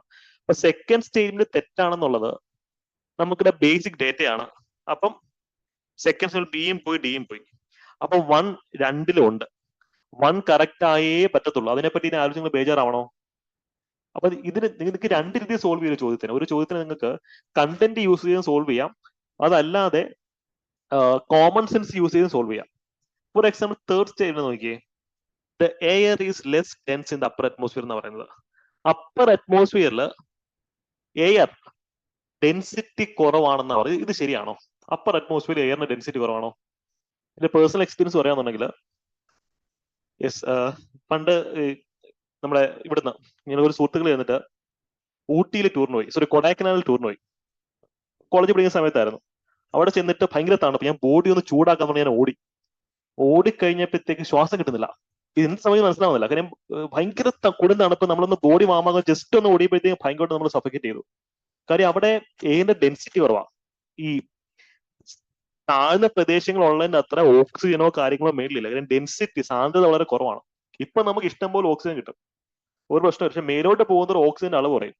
ഇതുപോലുള്ള ഓട്ടം ഞാൻ ഹിമാലയത്തിൽ പോയി ഓടിയെങ്കിൽ അപ്പോഴേ തട്ടിപ്പോയനെ. വൈ? അവിടെ ഓക്സിജൻ അളവ് ഇതിലും കുറവാ. ഹൈറ്റ് കൂടുന്തോറും എയറിന്റെ ഡെൻസിറ്റി കുറഞ്ഞുകൊണ്ടിരിക്കും, ഓക്സിജന്റെ അളവ് കുറവ്. അതുകൊണ്ടാണ് ഹിൽ ഏരിയാസിൽ പോകുമ്പോൾ നിങ്ങൾക്ക് ശ്വാസം മുട്ടൽ വരുന്നത്. പ്രോപ്പറായിട്ട് നോക്കില്ലെന്നുണ്ടെങ്കിൽ ബ്ലഡ് വരെ മൂക്കി കൂടെ വരും. കാര്യം എന്തുകൊണ്ടാ? നമ്മുടെ ശരീരത്തിൽ നല്ല ഡെൻസിറ്റി ഉണ്ട്, പുറത്ത് ഡെൻസിറ്റി എയർ പ്രഷർ കുറവാണ്. അപ്പം എപ്പോഴും പ്രഷർ കൂടിയ സ്ഥലത്ത് പ്രഷർ കുറഞ്ഞ സ്ഥലത്തേക്കുള്ള സംഭവങ്ങൾ പോകുള്ളൂ. ഇപ്പം ബ്ലഡ് വരെ ഹൈ ആൾട്ടിറ്റ്യൂഡ് പോകുമ്പോൾ മൂക്കിൽ നിന്നൊക്കെ വരാനുള്ള റീസൺ ഇതാന്നുള്ള കാര്യം ഓർക്കാം. അപ്രോച്ച് മനസ്സിലായോ? യെസ്. അപ്പൊ ഇതിന്റെ ഉത്തരം സി ആണ്, 1 and 3 ആണ്. യെസ്. എഗെയിൻ ഇവിടുന്ന് വന്നിട്ടുള്ള ചോദ്യങ്ങൾ നിങ്ങളിലേക്ക് എത്തിച്ചിട്ടുണ്ട്. വിശാലമായിട്ട് നോക്കാം എന്തൊക്കെ ഫാക്ടേഴ്സ് ആണ് നമ്മുടെ ടെമ്പറേച്ചറിനെ ബാധിക്കുന്നത് എന്നുള്ള കാര്യം. 12ാമത്തെ ചോദ്യം, ഈ തോട്ടിലോ പുഴയിലോ ഒക്കെ കുളിക്കാൻ ഇറങ്ങിയിട്ടുള്ള ആൾക്കാർക്ക് ഇതറിയാം. ഇറങ്ങരുത്, റിസ്ക് ആണ്. അതിലേക്കാണ് ഞാൻ പറഞ്ഞു വരുന്നത്. എക്സ്ട്രീം റിസ്ക് ആണ്. ഇവിടെ ലാൻഡ് ഫോംസും റീജിയൻസോ ചോദിച്ചിട്ടുള്ളത് അല്ലേ? ഈ പോത്ത് ഹോൾസ് ഇത് ഏത് ലാൻഡ് ഫോമിൽ കാണുന്ന ഒരു, അല്ലെങ്കിൽ ഏത് റീജിയണിൽ കാണുന്ന ലാൻഡ് ഫോമാ പോത്ത് ഹോൾസ്? ഈ ചില അരുവിയിലൊക്കെ കുളിക്കാൻ ഇറങ്ങുമ്പോൾ നമുക്കറിയാം അവിടെ കുഴി കാണും. അതായത് ബെഡില് കുറെ ഇങ്ങനെ റൊട്ടേറ്റഡ് കുഴി. ആരാ ഇത് ഡ്രിൽ ചെയ്തെന്ന് ആലോചിക്കും. അതാണ് ആക്ച്വലി പോട്ട് ഹോൾസ് എന്ന് പറയാം അല്ലെ? നമ്മുടെ റോഡിലും പോട്ട് ഹോൾസ് ഉണ്ടാവുമെന്ന് പറയാറുണ്ട്. എന്തുകൊണ്ടാണ് സംഭവിക്കുന്നത്? വെള്ളം ഇങ്ങനെ ഒഴുകുമ്പോഴത്തേക്കും ഏതെങ്കിലും ഒരു കല്ല് അവിടെ ട്രാപ്ഡ് ആയിരിക്കുന്ന കല്ല് കിടന്ന് ഇങ്ങനെ കറങ്ങിക്കൊണ്ടിരിക്കും. അത് കറങ്ങിക്കൊണ്ട് ഹോളാവും. അപ്പൊ നിങ്ങൾ മനസ്സിലാക്കുക, ഇതിൽ വീണിട്ടാണ് പല ആൾക്കാരും മരിക്കുന്നത് അല്ല. ഇതിൽ ചുഴി ഉണ്ടാവും, അതിന്റെ ഭാഗമായിട്ട് ഇത് ഉണ്ടാവുന്നത്. അപ്പൊ പല ആൾക്കാരും ഈ അറിയാത്ത ഈ വെള്ളത്തിലൊക്കെ ഇറങ്ങുമ്പോഴത്തേക്കും മുങ്ങി മരിക്കുന്നതിന് പ്രധാനപ്പെട്ട റീസൺസ് ഒന്നും ഇതാ. പോട്ട് ഹോൾസ് നിങ്ങൾ ജസ്റ്റ് ഒന്ന് ഗൂഗിൾ ചെയ്ത് നോക്കുക, നല്ല രസമാണ് അതിന്റെ പിക്ചർ കാണാനായിട്ട്. നമ്മൾ വിചാരിക്കും ആരോ കാർവ് ചെയ്ത് വെച്ചേക്കുന്നതല്ല, അത് നാച്ചുറൽ ലാൻഡ് ഫോം ആണ്. സോ റിവർ സിസ്റ്റത്തിലാണ് പോട്ട് ഹോൾ ഉണ്ടാവുന്നത് നിങ്ങൾ അറിഞ്ഞിരിക്കണം. അപ്പം തന്നെ ഉത്തരം ഒന്നിൽ എ വരും അല്ലെങ്കിൽ സി വരും. ബിയും പോയി ഡിയും പോയി അല്ലെ? പിന്നെ ഇത് രണ്ടിലും കോമൺ ആയിട്ട് എന്തെങ്കിലും ഉണ്ടോ? യെസ്, നാലാമത്തത് എ ആണെന്നറിയാം. ഈ ഹാങ്ങിങ് വാലി എവിടെ? ഹാങ്ങിങ് വാലി ഈ എന്റെ മറ്റൊരു സംശയം, മരുഭൂമിയിലാണോ അതോ ഗ്ലേസിയറിലാണോ വാലി ഉണ്ടാവാൻ സാധ്യത? വാലി, താഴ്വാരം ഉണ്ടാവണമെങ്കിൽ എവിടെ ഉണ്ടാവണം? മരുഭൂമിയിൽ നിങ്ങൾ താഴ്വാരം നിങ്ങളുടെ ജീവിതത്തിൽ കണ്ടിട്ടുണ്ടോ? സിമ്പിൾ സംശയം ഇതാണ്. മരുഭൂമിയിൽ ഒരു താഴ്വാരം നിങ്ങൾക്ക് വിഷ്വലൈസ് ചെയ്യാൻ പറ്റുമോ? ഗ്ലേസിയറിൽ താഴ്വാരം വിഷ്വലൈസ് ചെയ്യാൻ പറ്റുമോ? ഹിമാലയന്റെ ഒരു വലിയൊരു പഴുതുക അവിടെ താഴ്വാരം ഉണ്ടോ? വലിയ ഹിമാലയന്റെ പടത്തിൽ താഴ്വാരം ഉണ്ടോ? ഉണ്ടല്ലോ. അപ്പം എക്സാം ഹോൾ എങ്ങനെ ചിന്തിക്കണമെന്ന് മനസ്സിലായോ? വാലി അല്ലെങ്കിൽ ഈ പറയുന്ന താഴ്വാരം ഒക്കെ മരുഭൂമിയിൽ ഉണ്ടാവും. വളരെ സ്മാർട്ടായിട്ട് അപ്രോച്ച് ചെയ്യുക. ഇപ്പൊ ഹാങ്ങിങ് വാലി എന്ന് വെച്ചാൽ ഗ്ലേസിയർ ആണ്, ഇതാണ്. അപ്പൊ ഇതിന് ഉത്തരം തരും സി ആണ്. ഇതിന് ഉത്തരം സി സി സി. ഈ രീതിയിൽ നിങ്ങൾ ചിന്തിച്ചിരുന്നോ? കാര്യം ലാൻഡ് ഫോംസും റീജിയൻസും അടുത്ത കാലത്ത് പി എസ് സി ചെയ്യുന്ന ഹോട്ട് ഏരിയ ആണ്. അതില് നിങ്ങൾക്ക് ആവശ്യമുള്ളത് എക്സാമിന് വേണ്ടുന്ന എല്ലാം ഇവിടെ കൊടുത്തിട്ടുണ്ട്. റിവർ ലാൻഡ് ഫോംസ് ഏതാണ്, ഗ്ലേസിയർ ലാൻഡ് ഫോംസ് ഏതാണ്. ഞങ്ങളുടെ പ്രതീക്ഷ തെറ്റല്ലെങ്കിൽ ഫസ്റ്റ് സ്റ്റേജ് അല്ലെങ്കിൽ സെക്കൻഡ് സ്റ്റേജിൽ ഇവിടുന്ന് ഒരു ചോദ്യം വരും, ലാൻഡ് ഫോംസ് ഒരു ചോദ്യം വരും. നല്ല ഒരു പുതിയൊരു ഏരിയ ആണ്, പി എസ് സി എക്സ്പ്ലോർ ചെയ്തുകൊണ്ട് പുതിയൊരു ഏരിയ ആണ്. ചോദ്യം വന്നില്ലെങ്കിൽ എന്നൊന്നും പറഞ്ഞേക്കരുത്. ഞങ്ങളൊരു ഒരു റിസർച്ചിന്റെ ഒരു ഔട്ട്പുട്ടാണ് നിങ്ങളത് ഷെയർ ചെയ്യുന്നത്. പി എസ് സി ആണ് ചോദിക്കാതിരിക്കാം. ഏതൊരു വേ സാധ്യതയായ ചോദ്യങ്ങളെല്ലാം പഠിച്ചുകൊണ്ട് പോവാം. ഓക്കെ, നമ്മളൊരു 100 സാധ്യതയായ ചോദ്യങ്ങൾ പഠിച്ചുകൊണ്ട് 10 ചോദിച്ചിട്ടുണ്ടെങ്കിൽ പോലും ഭയങ്കരമായിട്ട് നമുക്ക് ലാഭമാണ്. ഓക്കെ, ഡെസേർട്ടിലെ ലാൻഡ് ഫോംസ് ഏതൊക്കെയാണ്, ഡിപ്പോസിഷൻ ലാൻഡ് ഫോംസ് ഏതൊക്കെയാണ്. ഈ കാർഡ്സ് റീജിയൻ എന്ന് വെച്ച് കഴിഞ്ഞാൽ ചുണ്ണാമ്പുകൾ അല്ലെങ്കിൽ കാൽസ്യം ഡിപ്പോസിറ്റ് ഉള്ള സ്ഥലത്തെ റീജിയൻസ് ആണ്. ഓക്കെ, അപ്പൊ അത് നോക്കുക. ഓക്കെ, ആ ചോദ്യത്തിന്റെ ആ രീതിയിൽ എത്ര ഒരു അപ്രോച്ച് ചെയ്തിരുന്നു. ആ ഹാങ്ങിങ് അല്ലെങ്കിൽ വാലി എന്ന സംഭവത്തിനെ ഡെസേർട്ടുമായിട്ട് കണക്ട് ചെയ്യാതെ ഗ്ലേസിയറുമായിട്ട് കണക്ട് ചെയ്യാൻ പറ്റിയിരുന്നോ? യെസ്, റിനോ മിസ് ഇത് ക്ലാസ്സിൽ പറഞ്ഞിട്ടുണ്ടല്ലേ, സരിക പറഞ്ഞത്. റിനോ മിസ്, യെസ്, ഓക്കെ, സെറ്റ് ആണ്. മിസ് ഇത് ക്ലാസ്സിൽ വളരെ ഡീറ്റെയിൽഡ് എടുത്തതാണ്. Exactly, good. ഈ രീതി കണക്ട് ചെയ്യുക. Very good, very good. Most of the ആൾക്കാരും കണക്ട് ചെയ്തിട്ടുണ്ട്. ആ ഒരു തോട്ട് പ്രോസസ് ആണ് നമുക്ക് വേണ്ടത്. Very good. ഓക്കെ, അപ്പൊ അടുത്ത ചോദ്യം, എർത്ത് അറ്റ്മോസ്ഫിയറിനെ റിനോമിക്സ് സൂപ്പറായി പഠിപ്പിച്ച ഏരിയ എന്ന് പറയുന്നത്. അതെ, വളരെ ഡീറ്റെയിൽഡ് എടുത്തിട്ടുണ്ട്. എക്സാക്ട്ലി. റിവിഷൻ ക്ലാസ്സിലും റിനോമിക്സ് തന്നെ ആയിരിക്കും ഉണ്ടാവുക. Geography, Kerala, Indian, world geography miss revision plan set ആയിക്കൊണ്ടിരിക്കുകയാണ്. നിങ്ങൾക്ക് അത് കിട്ടും. Okay, 13th question. ചോദ്യം എന്താണ്? എർത്ത് അറ്റ്മോസ്ഫിയറിനെ സംബന്ധിച്ച് കറക്റ്റ് ആയിട്ടുള്ള സ്റ്റേറ്റ്മെന്റ് എന്താണെന്നുള്ളതാണ്. ഓക്കെ, നിങ്ങൾ ഒന്ന് എല്ലാവരും മിസ്സിന്റെ ക്ലാസ്സിനെ പറ്റി ഇങ്ങനെ പുകഴ്ത്തിക്കൊണ്ടിരിക്കുകയാണ്. കൊള്ളാം, great great. Okay, statement, two statements എന്തൊക്കെയാ? Two statements. Which of the following statements about the earth atmosphere is true? ഇത് പി എസ് സിയുടെ ആൻസർ വെച്ച് പഠിക്കുക. ഞാൻ ഇട്ടിരുന്ന ചോദ്യം തെറ്റാണ്, ഇതിന്റെ ഉത്തരം ഞാൻ പറയുന്നത് തെറ്റാണ്. പക്ഷെ ഈ തെറ്റുത്തരം പഠിച്ചാൽ നിങ്ങൾക്ക് പി എസ് സിക്ക് മാർക്ക് എടുത്തുള്ളൂ. ഓക്കെ, ഈ പി എസ് സിയുടെ ആൻസർ നമുക്ക് പഠിച്ചു പോവാം. ട്രൂ ഏതാണെന്നുള്ള ചോദ്യം അല്ലെ? All type of weather phenomenas occur in troposphere. അത് ട്രൂ ആണ്. ഈ കാറ്റ്, മഴ, കൊടുങ്കാറ്റ്, ഇതൊക്കെ ട്രോപ്പോസ്ഫിയറിൽ പ്രധാനമായിട്ടും കാണാം അല്ലെ? First statement is true. Second statement എന്താ? Stratosphere is ideal area for airplane flights because it is free from clouds. Clouds ഇല്ലാത്തതുകൊണ്ട് തന്നെ, ഓൾമോസ്റ്റ് ഫ്രീ ഫ്രം ക്ലൗഡ്സ്, അല്ലെങ്കിൽ ഇല്ലെന്ന് പറയാൻ പറ്റില്ല, അവിടെ ക്ലൗഡ്സ് കുറവാണ്. അതുകൊണ്ട് തന്നെ സ്ട്രാറ്റോസ്ഫിയർ, ട്രോപ്പോസ്ഫിയറിന് തൊട്ട് മുകളിലുള്ള സ്ട്രാറ്റോസ്ഫിയർ, ഇത് ട്രൂ ആണ്. പക്ഷെ നാസയുടെ വെബ്സൈറ്റ് സഹിതം പറയുന്നത് ഇത് തെറ്റാണ്. കാര്യം ട്രോപ്പോസ്ഫിയറിലും ഈ പറയുന്ന പോലെ വിമാനങ്ങൾ പറക്കാറുണ്ട്. ഇങ്ങനെ കൊമേഴ്ഷ്യൽ എയർക്രാഫ്റ്റും ജെറ്റും എല്ലാം അവിടെ പറക്കാറുണ്ട്. ഈ ഒരു സ്റ്റേറ്റ്മെന്റ് കംപ്ലീറ്റ്ലി ശരിയാണെന്ന് പറയാൻ പറ്റത്തില്ല. പക്ഷെ പി എസ് സിയുടെ ആൻസർക്ക് ഈ സ്റ്റേറ്റ്മെന്റ് ആണ് ശരി. സോ നിങ്ങൾ ഇത് തന്നെ പഠിക്കാം. സോ ഇതിൽ ഉത്തരം എന്ത് വരും? സി, രണ്ട് സ്റ്റേറ്റ്മെന്റ് കറക്റ്റ് ആണ്. ഓക്കെ, 14ാമത്തെ ചോദ്യം. ഇവിടെ ഓരോ layers of atmosphere, stratosphere, mesosphere, thermosphere, ഓരോ ലേയേഴ്സ് ഓഫ് അറ്റ്മോസ്ഫിയറിനെ പറ്റി കൊടുത്തിട്ടുണ്ട്. അത് കൃത്യമായിട്ടും പഠിക്കാം. ഓക്കെ, ഇനി 14ാമത്തെ ചോദ്യത്തിന് ഉത്തരം തരും. ഇത് സ്ട്രേറ്റ് ഫോർവേഡ് ക്വസ്റ്റ്യൻ ആണ്. Indian climate is known as monsoon climate. ശരിയാണ്. Monsoon type climate is found only in India. ഇന്ത്യയിൽ മാത്രമേ മൺസൂൺ ടൈപ്പ് ക്ലൈമറ്റ് ഉള്ളൂ. അത് ക്ലൈമറ്റിന് ഇത് നമ്മൾ വെയിൽ കെട്ടി അതിനകത്താണോ ക്ലൈമറ്റ് വരുന്നത്? അല്ല. Because climatic region transcends political boundaries എന്ന് പറയും. ഇപ്പൊ ഒരു കാറ്റോ മഴ വരുവാണെങ്കിൽ ഇന്ത്യയിൽ കാറ്റ് മഴ വരുവാണെങ്കിൽ പാകിസ്ഥാൻ വരാൻ സാധ്യതയുണ്ട്. ബോർഡറിൽ മഴ വരുവാണെങ്കിൽ അവരുടെ തരും. അപ്പൊ നമുക്ക് ഒരു പൊളിറ്റിക്കൽ ബൗണ്ടറിയുടെ ഉള്ളിൽ ജോഗ്രഫിക്കൽ ഫിനോമിനാസിനെ കൺഫൈൻ ചെയ്യാൻ നമുക്ക് ഒക്കത്തില്ല. ഓക്കെ, സോ അത് സ്മാർട്ടായിട്ട് approach. This is wrong statement. Yes, കേരളത്തിൽ മാത്രം മഴ, തമിഴ്നാട്ടിന് അവിടെ വരുമ്പോൾ മഴ നിൽക്കുമോ? ഇല്ല. ബോർഡർ റീജിയൻസ് രണ്ടിടത്തും പെയ്യും. So climate is also like that. So second statement wrong ആണ്. ഉത്തരം തരും എ ആണ് വരിക. 15ാമത്തെ ചോദ്യം. Which of the following are correct regarding physiography of Kerala? കേരളത്തിന്റെ ഫിസിയോഗ്രഫിയെ സംബന്ധിച്ച് ഏതാണ് ശരിയായിട്ടുള്ള പ്രസ്താവന എന്നാണ് ചോദിച്ചിട്ടുള്ളത് അല്ലെ? ഒന്ന് നോക്കി ഇതിന് ആൻസർ എന്ത് വരും?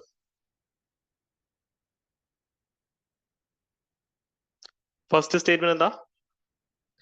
ഇന്ത്യയിൽ ഏറ്റവും അധികം ഉള്ളത്, കേരളത്തിലെ ഏറ്റവും അധികം വലിയ ഭൂപ്രകൃതി ഹൈലാൻഡ് ആണ് അല്ലെ? മലമ്പ്രദേശമാണ്, ഏകദേശം 40% കൂടുതൽ മലപ്രദേശമാണ് അല്ലെ, മലയോരങ്ങളാണ് ഉള്ളത്. Highlands is A part of western Ghats. ഇത് നമ്മൾ അറിഞ്ഞിരിക്കേണ്ട ഒരു സംഭവം അല്ലേ. സിമ്പിൾ ആയിട്ട് നിങ്ങൾ ആലോചിച്ച് നോക്കിയേ. ഹൈലാൻഡ്സ് എന്ന് വെച്ചാൽ ഉയർന്ന പ്രദേശങ്ങൾ, വെസ്റ്റേൺ ഗാട്സ് ഉയർന്ന പ്രദേശമാണല്ലോ. അപ്പൊ highlands are part of western ghats എന്ന് പറഞ്ഞാൽ തെറ്റാന്ന് പറയാൻ പറ്റുമോ? No, that is also a true statement. ഇതോ northern and southern part of highlands are called cardamom hills and Nilgiri hills എന്ന് പറയാം. ഇത് ശരിയാണോ? ഇത് ആക്ച്വലി തിരിച്ചു കൊടുത്തിരിക്കുക. നോർത്തേൺ പാർട്ടിനെ വിളിക്കുന്ന നീലഗിരി ഹിൽസ് എന്നും സദേൺ പാർട്ടിനെ വിളിക്കുന്ന കാർഡമം ഹിൽസ് എന്നും. ഇവർ തിരിച്ച് നിങ്ങളെ തെറ്റിയാൻ കൊടുത്തേക്കാണ്. ഈ ട്രാപ്പിൽ വീണ് പോയായിരുന്നോ? ഇപ്പൊ തേർഡ് സ്റ്റേറ്റ്മെന്റ് തെറ്റാ, അവരെ തിരിച്ചു കൊടുത്തേക്കുക. സോ നീലഗിരിയുടെ സഹിയുടെ പാട്ട് കേട്ടില്ലേ, ആ പാട്ട് മാത്രം ആലോചിച്ചാൽ മതി. യെസ്, ദിസ് ഇസ് ഫോൾസ്, വീണ് പോയില്ല. Okay, good good good. അപ്പൊ കൊള്ളാം. അപ്പൊ ഈ ചോദ്യത്തിന് ഉത്തരം എന്ത് വരും? എ വരും. 1ഉം 2ഉമാണ് ശരിയായിട്ടുള്ള പ്രസ്താവനകൾ, 3 എഗെയിൻ ആവശ്യത്തിനുള്ള ഡേറ്റ ഇവിടെ കൊടുത്തിട്ടുണ്ട്, വായിച്ചു നോക്കുക. 16ാമത്തെ ചോദ്യം. ഇത് കുറച്ച് ഒരു എന്താ പറയാ വെർസിറ്റൈൽ ചോദ്യമാണ്. RBIയെ സംബന്ധിച്ച് ശരിയായ പ്രസ്താവനകൾ ഏതൊക്കെയാണെന്ന ചോദ്യം അല്ലേ. Correct statements regarding RBI. First statement എന്താ? RBI ഒരു ഷെയർ ഹോൾഡേഴ്സ് കമ്പനി ആയിട്ടാണ് സ്റ്റാർട്ട് ചെയ്തത്. പെട്ടെന്ന് ഓർമ്മയൊന്നും കിട്ടുന്നില്ല അല്ലേ. അപ്പൊ സെക്കൻഡ് സ്റ്റേറ്റ്മെന്റിലേക്ക് പോവാം. അത് 1948 നാഷണലൈസ് ചെയ്തെന്നുള്ള കാര്യം എല്ലാവർക്കും അറിയാലോ, PSCയുടെ സ്ഥിരം ചോദ്യമാണ്. അപ്പൊ സെക്കൻഡ് സ്റ്റേറ്റ്മെന്റ് കറക്റ്റാ. അപ്പൊ സെക്കൻഡ് സ്റ്റേറ്റ്മെന്റ് ഇല്ലാത്ത ഓപ്ഷൻ എ നമ്മൾ എലിമിനേറ്റ് ചെയ്തു അല്ലെ. പിന്നെ ഒരു കാര്യം നിങ്ങൾ ശ്രദ്ധിച്ചോ, സെക്കൻഡ് സ്റ്റേറ്റ്മെന്റ് ഉണ്ടെങ്കിൽ തേർഡ് സ്റ്റേറ്റ്മെന്റും കറക്റ്റ് ആയിരിക്കും. അപ്പൊ തേർഡ് സ്റ്റേറ്റ്മെന്റ് വായിച്ച പോലെ നോക്കാൻ നിങ്ങൾക്ക് മനസ്സിലായത് കറക്റ്റ് ആണെന്നുള്ളത്. അപ്പൊ ഒരു ചോദ്യം ശരിയാണോ തെറ്റാണോ എന്ന് പറഞ്ഞു കഴിഞ്ഞാൽ നിങ്ങൾ ഓപ്ഷൻസിലേക്ക് വേണം പോകാൻ, കുറേ സമയം നിങ്ങൾക്ക് ലാഭിക്കാൻ പറ്റും. അടുത്തത് ഫോർത്ത് സ്റ്റേറ്റ്മെന്റ് എന്താ? The financial year of RBI runs from 1st of July to 30th of June. ഇത് ശരിയാണോ? RBIയുടെ ഫിനാൻഷ്യൽ നമ്മൾ മാറ്റിയല്ലോ, പുതിയ ഫിനാൻഷ്യൽ ഇയർ ഉണ്ട് RBIയുടെ. April 1 മുതൽ March 31 വരെയാണേ. April 1 മുതൽ March 31 വരെയാണ്. അപ്പൊ ഫോർത്ത് സ്റ്റേറ്റ്മെന്റ് തെറ്റാണ്. അപ്പൊ നമ്മുടെ ഉത്തരം സി ആണ്. സി ആണ് ഉത്തരം. ക്ലിയർ ആയല്ലോ? അപ്പൊ അത് കറണ്ട് അഫെയറുമായിട്ട് അസോസിയേറ്റഡ് ആണ്, അത് നോക്കാം. ഇപ്പോഴും പഴയ റാങ്ക് ഫയൽസിലൊക്കെ പഴയ ഡേറ്റയാണ് കിടക്കുന്നത്. പിന്നെ RBIയെ പറ്റി നിങ്ങൾക്ക് വരുന്ന ഡേറ്റ എല്ലാം ഈ PDF കിട്ടും. ഓക്കെ, RBIയുടെ ഗവർണിംഗ് കൗൺസിൽ എങ്ങനെയാണെന്നൊക്കെ ചോദ്യം നമുക്ക് എക്സ്പെക്ട് ചെയ്യാം. RBIയുടെ ഫങ്ഷൻസ് തിരിച്ചും മറിച്ചും PSC ചോദിച്ചുകൊണ്ടിരിക്കുന്നതാണ്, അത് പഠിക്കുക. ഓക്കെ, ഇനി നമുക്ക് എക്കണോമിക്സിലെ കുറച്ചും കൂടെ ഒരു മാക്രോ ടോപ്പിക്സിലേക്ക് പോവാം. ഡിമാൻഡ് പുൾ ഇൻഫ്ലേഷൻ, അതിനെ സംബന്ധിച്ച് ഉള്ള സ്റ്റേറ്റ്മെന്റ്സ് ആണ്. ഈ സ്റ്റേറ്റ്മെന്റ്സ് അത് ഏതൊക്കെയാ ശരി ഏതൊക്കെയാ തെറ്റെന്ന ചോദ്യം. ഇൻഫ്ലേഷൻ അല്ലെങ്കിൽ പണപ്പെരുപ്പം എന്ന് വെച്ചാൽ എല്ലാത്തിനും ഭയങ്കര വില, എല്ലാത്തിനും വില കൂടുക. അപ്പൊ തക്കാളിക്ക് 1 കിലോയ്ക്ക് 100 രൂപയ്ക്ക് ആവുന്ന സാഹചര്യങ്ങളുണ്ട്. അത് പണപ്പെരുപ്പമാണ്, എല്ലാത്തിനും വില. സോ ഈ ഇൻഫ്ലേഷൻ പണപ്പെരുപ്പം 2 കാരണം കൊണ്ടുണ്ടാവാം.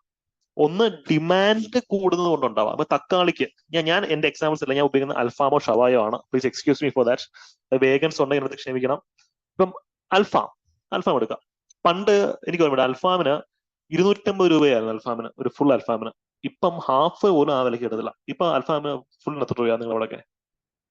ഇൻഫ്ലേഷന്റെ ക്ലാസിക്കൽ എക്സാമ്പിൾ ആണ് അൽഫാം. 175 250 കിടന്ന സംഭവം ഇപ്പം ഓൾമോസ്റ്റ് 500 rupees ആണ് അല്ലെ. എക്സാക്ട്ലി. എന്തുകൊണ്ടാണ് അൽഫാമിന് വില കൂടാനുള്ള റീസൺ? എല്ലാ കടകളിലും അൽഫാം ഉണ്ട്. അൽഫാമിന്റെ സപ്ലൈ എല്ലായിടത്തും ഉണ്ട്. പണ്ട് ഒരു കട ഉണ്ടെങ്കിൽ ഇപ്പൊ 50 കടയുണ്ട്. സ്റ്റിൽ അൽഫാമിന് വില കൂടി. ഡിമാൻഡ് കൂടിയോണ്ടാണ്. അൽഫാമിന് ഡിമാൻഡ് കൂടിയോണ്ടാണ്. പണ്ട് നമ്മുടെ നാട്ടിൽ അൽഫാം വരുമ്പോൾ ഇതാണ്ട് കിടന്നെങ്കിൽ കറങ്ങുന്നു. കറക്ക് വഴി നമ്മൾ പഠിപ്പിച്ചുകൊണ്ടിരുന്നു, കറക്ക് വഴി ഷവായിക്ക്. സ്റ്റിൽ അതിന് സപ്ലൈ കൂടിക്കൊണ്ടേ ഇരിക്കുകയാണ്, സ്റ്റിൽ അതിന്റെ വിലയും കൂടിക്കൊണ്ടിരിക്കുക. അതെങ്ങനെ ശരിയാവും? ഒരു സാധനത്തിന് സപ്ലൈ കൂടുവാണെങ്കിൽ അതിന്റെ വില കുറയുവാണ് ചെയ്യേണ്ടത്. ഇവിടെ സംഭവിച്ചത് ഡിമാൻഡ് കൂടി. എല്ലാവർക്കും ടേസ്റ്റ് ഇഷ്ടപ്പെട്ടതുകൊണ്ട് തന്നെ ഭയങ്കരമായിട്ട് ഡിമാൻഡ് അതിന് വർദ്ധിച്ചു. അപ്പൊ മനസ്സിലാക്കുക, ഇൻഫ്ലേഷൻ 2 ടൈപ്പ് ഉണ്ട്. ഡിമാൻഡ് പുൾ ഇൻഫ്ലേഷൻ ഉണ്ട്, കോസ്റ്റ് പുഷ് ഇൻഫ്ലേഷൻ ഉണ്ട്. ഒരു സാധനത്തിന് ഡിമാൻഡ് ഭയങ്കരമായിട്ട് കൂടിക്കഴിഞ്ഞാൽ അതിന്റെ വില കൂടും. സപ്ലൈ ലിമിറ്റഡ് ആണ്. ഡിമാൻഡ് ഭയങ്കരമായിട്ട് കൂടുവാണെങ്കിൽ ഡിമാൻഡ് പുൾ ഇൻഫ്ലേഷൻ എന്ന് പറയും. ഓക്കെ, ഈ മറ്റൊരു കേസ് കോസ്റ്റ് പുഷ് ഇൻഫ്ലേഷൻ ആണ്. അപ്പൊ പണ്ട് ചിക്കന് കിലോ 50 രൂപ ഉണ്ടായിരുന്നുള്ളത് ഇരിക്കട്ടെ. ഇപ്പൊ ഒരു ചിക്കന് പെർ kg ഒരു 100 രൂപയുണ്ട്. അപ്പം അൽഫാം ഉണ്ടാക്കുന്നതിന്റെ ചെലവും കൂടി, അപ്പൊ അതിന്റെ വിലയും കൂടും. മനസ്സിലായില്ലേ? മയണൈസിന്റെ വില കൂടി, ബാക്കിയുള്ള വെജിറ്റബിൾസിന്റെ വില കൂടി, കുബൂസിന്റെ വില കൂടി. ഇപ്പൊ ഒബ്വിയസ് എന്ത് സംഭവിക്കും? ആ പ്രോഡക്റ്റിന്റെ വിലയും കൂടും. അപ്പൊ അൽഫാമിന്റെ കേസ് ഇത് 2 സംഭവിക്കുന്നുണ്ട്. ഡിമാൻഡും കൂടി, അറ്റ് ദ സെയിം ടൈം അൽഫാമിന്റെ പ്രൊഡക്ഷൻ കോസ്റ്റും കൂടി അല്ലെ. അപ്പം അൽഫാം ആണ് ഇതിന്റെ ക്ലാസിക്കൽ എക്സാമ്പിൾ. ഒരു പ്രോഡക്റ്റിന് വില കൂടാൻ രണ്ട് കാരണങ്ങളുണ്ട്. കോസ്റ്റ്, ഡിമാൻഡ് കൂടാ, അല്ലെങ്കിൽ അതുണ്ടാകുന്ന കോസ്റ്റും കൂടാം. ഏതൊരു വില കൂടാം. അൽഫാമിന് ഇത് രണ്ടും സംഭവിച്ചു. അതാണ് നമുക്ക് പറ്റിയ ഏറ്റവും വലിയ അടി. അൽഫാമിന്റെ വില കൂടി. ഓക്കെ, പക്ഷേ നമ്മൾ ഇൻഡിപെൻഡന്റ് ആയിട്ടാണ് നോക്കിക്കാണാം. ഇപ്പൊ കോസ്റ്റ് ഡിമാൻഡ്, പല പ്രോഡക്റ്റിന് വില കൂടാനുള്ള റീസൺ ഇത് രണ്ടും ആയിരിക്കും. ഓക്കെ, പക്ഷെ ഡിമാൻഡ് പുൾ ഇൻഫ്ലേഷൻ എന്ന് വെച്ച് കഴിഞ്ഞാൽ നമ്മൾ പ്ലെയിൻ എക്കണോമിക്സിൽ പറയുന്ന ഒരു കാര്യം, ഡിമാൻഡ് കൂടുന്നു, സപ്ലൈ ഓൾമോസ്റ്റ് കോൺസ്റ്റന്റ് ആയിട്ടിരിക്കുന്നു. ക്ലാസിക്കൽ എക്സാമ്പിൾ ഗോൾഡ് ആണ്, ഈ പറഞ്ഞ അൽഫാം അല്ല. അല്ലെങ്കിൽ ഡയമണ്ട് ആണ്. ഡയമണ്ടിന്റെ അല്ലെങ്കിൽ ഗോൾഡിന്റെ പ്രൊഡക്ഷൻ എപ്പോഴും ലിമിറ്റഡ് ആണ്, പക്ഷെ ഡിമാൻഡ് കൂടും. അതുകൊണ്ടാണ് സ്വർണ്ണത്തിന്റെ വില ഇപ്പൊ എത്ര 50,000 എന്തോ ആയി, 50,000 എന്തോ ഇത് നിൽക്കുകയാണ്. സ്വർണ്ണത്തിന്റെ വില കൂടിക്കൊണ്ടിരിക്കുന്നത്. കോസ്റ്റ് പുഷ് എന്ന് വെച്ചാൽ എന്താ? അത് ഉണ്ടാക്കാനുള്ള ചെലവ് കൂടുന്നോണ്ട് കൂടും. ഇനി നിങ്ങൾ ഓപ്ഷൻസോട് നോക്കിയേ. Demand pull inflation exist when aggregate demand for goods and service outstrip supply. Demand കൂടുന്നു, സപ്ലൈ കുറയുന്നു, അപ്പൊ എന്ത് പറ്റും? വില കൂടും. If aggregate demand rises faster than productive capacity, prices will be increase. അല്ലേ? ഇപ്പം ഒരു കടയ്ക്ക് ഡെയിലി ഒരു 10 കിലോ സ്വർണ്ണം ഉണ്ടാക്കാൻ പറ്റുള്ളൂ, പക്ഷെ ഡെയിലി 100 കിലോയുടെ ഡിമാൻഡ് ഉണ്ട്. പക്ഷെ അവർക്ക് മാക്സിമം 10 കിലോ മാത്രമേ പ്രൊഡ്യൂസ് ചെയ്യാൻ പറ്റുള്ളൂ. അപ്പൊ അവരെന്ത് ചെയ്യും? അതിന്റെ വില കൂട്ടും. സപ്ലൈ ഇല്ല, അപ്പൊ കുറച്ചേ സാധനമുള്ളൂ, അപ്പൊ ആൾക്കാർ കൂടുതൽ പണം കൊടുത്ത് വാങ്ങിക്കാൻ തുടങ്ങും. അല്ലേ? ഇതെന്താ? Demand pull inflation is also when overall prices of the അല്ലെ cost of wages, raw materials etcetera increases എന്ന് പറയാം. ഇത് ഡിമാൻഡ് പുൾ ഇൻഫ്ലേഷൻ ആണോ?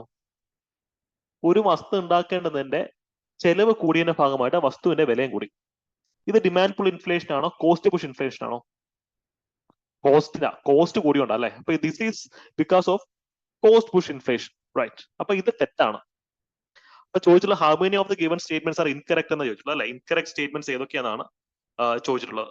ഇവിടെ ഫോർത്ത് സ്റ്റേറ്റ്മെന്റ് ഇൻകറക്റ്റ് ആണ്. Yes, right. Fourth statement, 1 second. Yes, only one statement is incorrect. അല്ലെ? Fourth statement മാത്രമാണ് incorrect ആയിട്ടുള്ളത്. കേട്ടോ, എല്ലാത്തിന്റെയും ഡെഫിനേഷൻ കൊടുത്തിട്ടുണ്ട്. നോട്ട്സ് എഴുതി കഷ്ടപ്പെടുന്ന കോസ്റ്റ് പുഷും ഡിമാൻഡ് പുള്ളും ഒക്കെ ഇവിടെ കൊടുത്തിട്ടുണ്ട്. ഞാൻ കാര്യം, നിങ്ങൾ എക്കണോമിക്സ് പഠിക്കുമ്പം നിങ്ങൾ ഏറ്റവും ലോക്കലായിട്ടുള്ള രീതി ചിന്തിക്കാം. നമ്മുടെ ജീവിതത്തെ ബാധിക്കുന്ന രീതിയിൽ, അല്ലെങ്കിൽ ഏറ്റവും ലോക്കലൈസ്ഡ് എക്സാമ്പിൾസ് എടുത്ത് ആലോചിക്കുമ്പോൾ ഒരു ഉത്തരത്തിലേക്ക് എത്താൻ പറ്റാം. നിങ്ങൾ എക്കണോമിക്സിൽ സ്കോളേഴ്സ് ആവാനല്ല നോക്കുന്നത്, എക്സാമിന് മാർക്ക് കിട്ടിയാൽ മാത്രം മതി. ഇപ്പം അൽഫാമോ ഷവായോ, നിങ്ങൾക്ക് ഇഷ്ടം ജിലേബി ആണെങ്കിൽ ജിലേബിയോ മസാല ദോശയോ ഒക്കെ ആലോചിച്ചാൽ മതി. പലപ്പോഴും ഉത്തരത്തിലേക്ക് വളരെ പെട്ടെന്ന് എത്താൻ സാധിക്കും. ഓക്കെ, ഈ ചോദ്യം 18ാമത്തെ ചോദ്യത്തിന്റെ ഉത്തരം എന്ത് വരുമെന്ന് ഒന്ന് പറയൂ. Read the following statement. ഇതിനകത്ത് ഇൻകറക്റ്റ് എന്താണോ? ഇത് വട്ടോട്ട് വെക്കണം. ഇൻകറക്റ്റ് ആണ് ചോദിച്ചിട്ടുള്ളത്. അല്ലെ? ഫസ്റ്റ് സ്റ്റേറ്റ്മെന്റ് ഇൻകറക്റ്റ് ആണോ?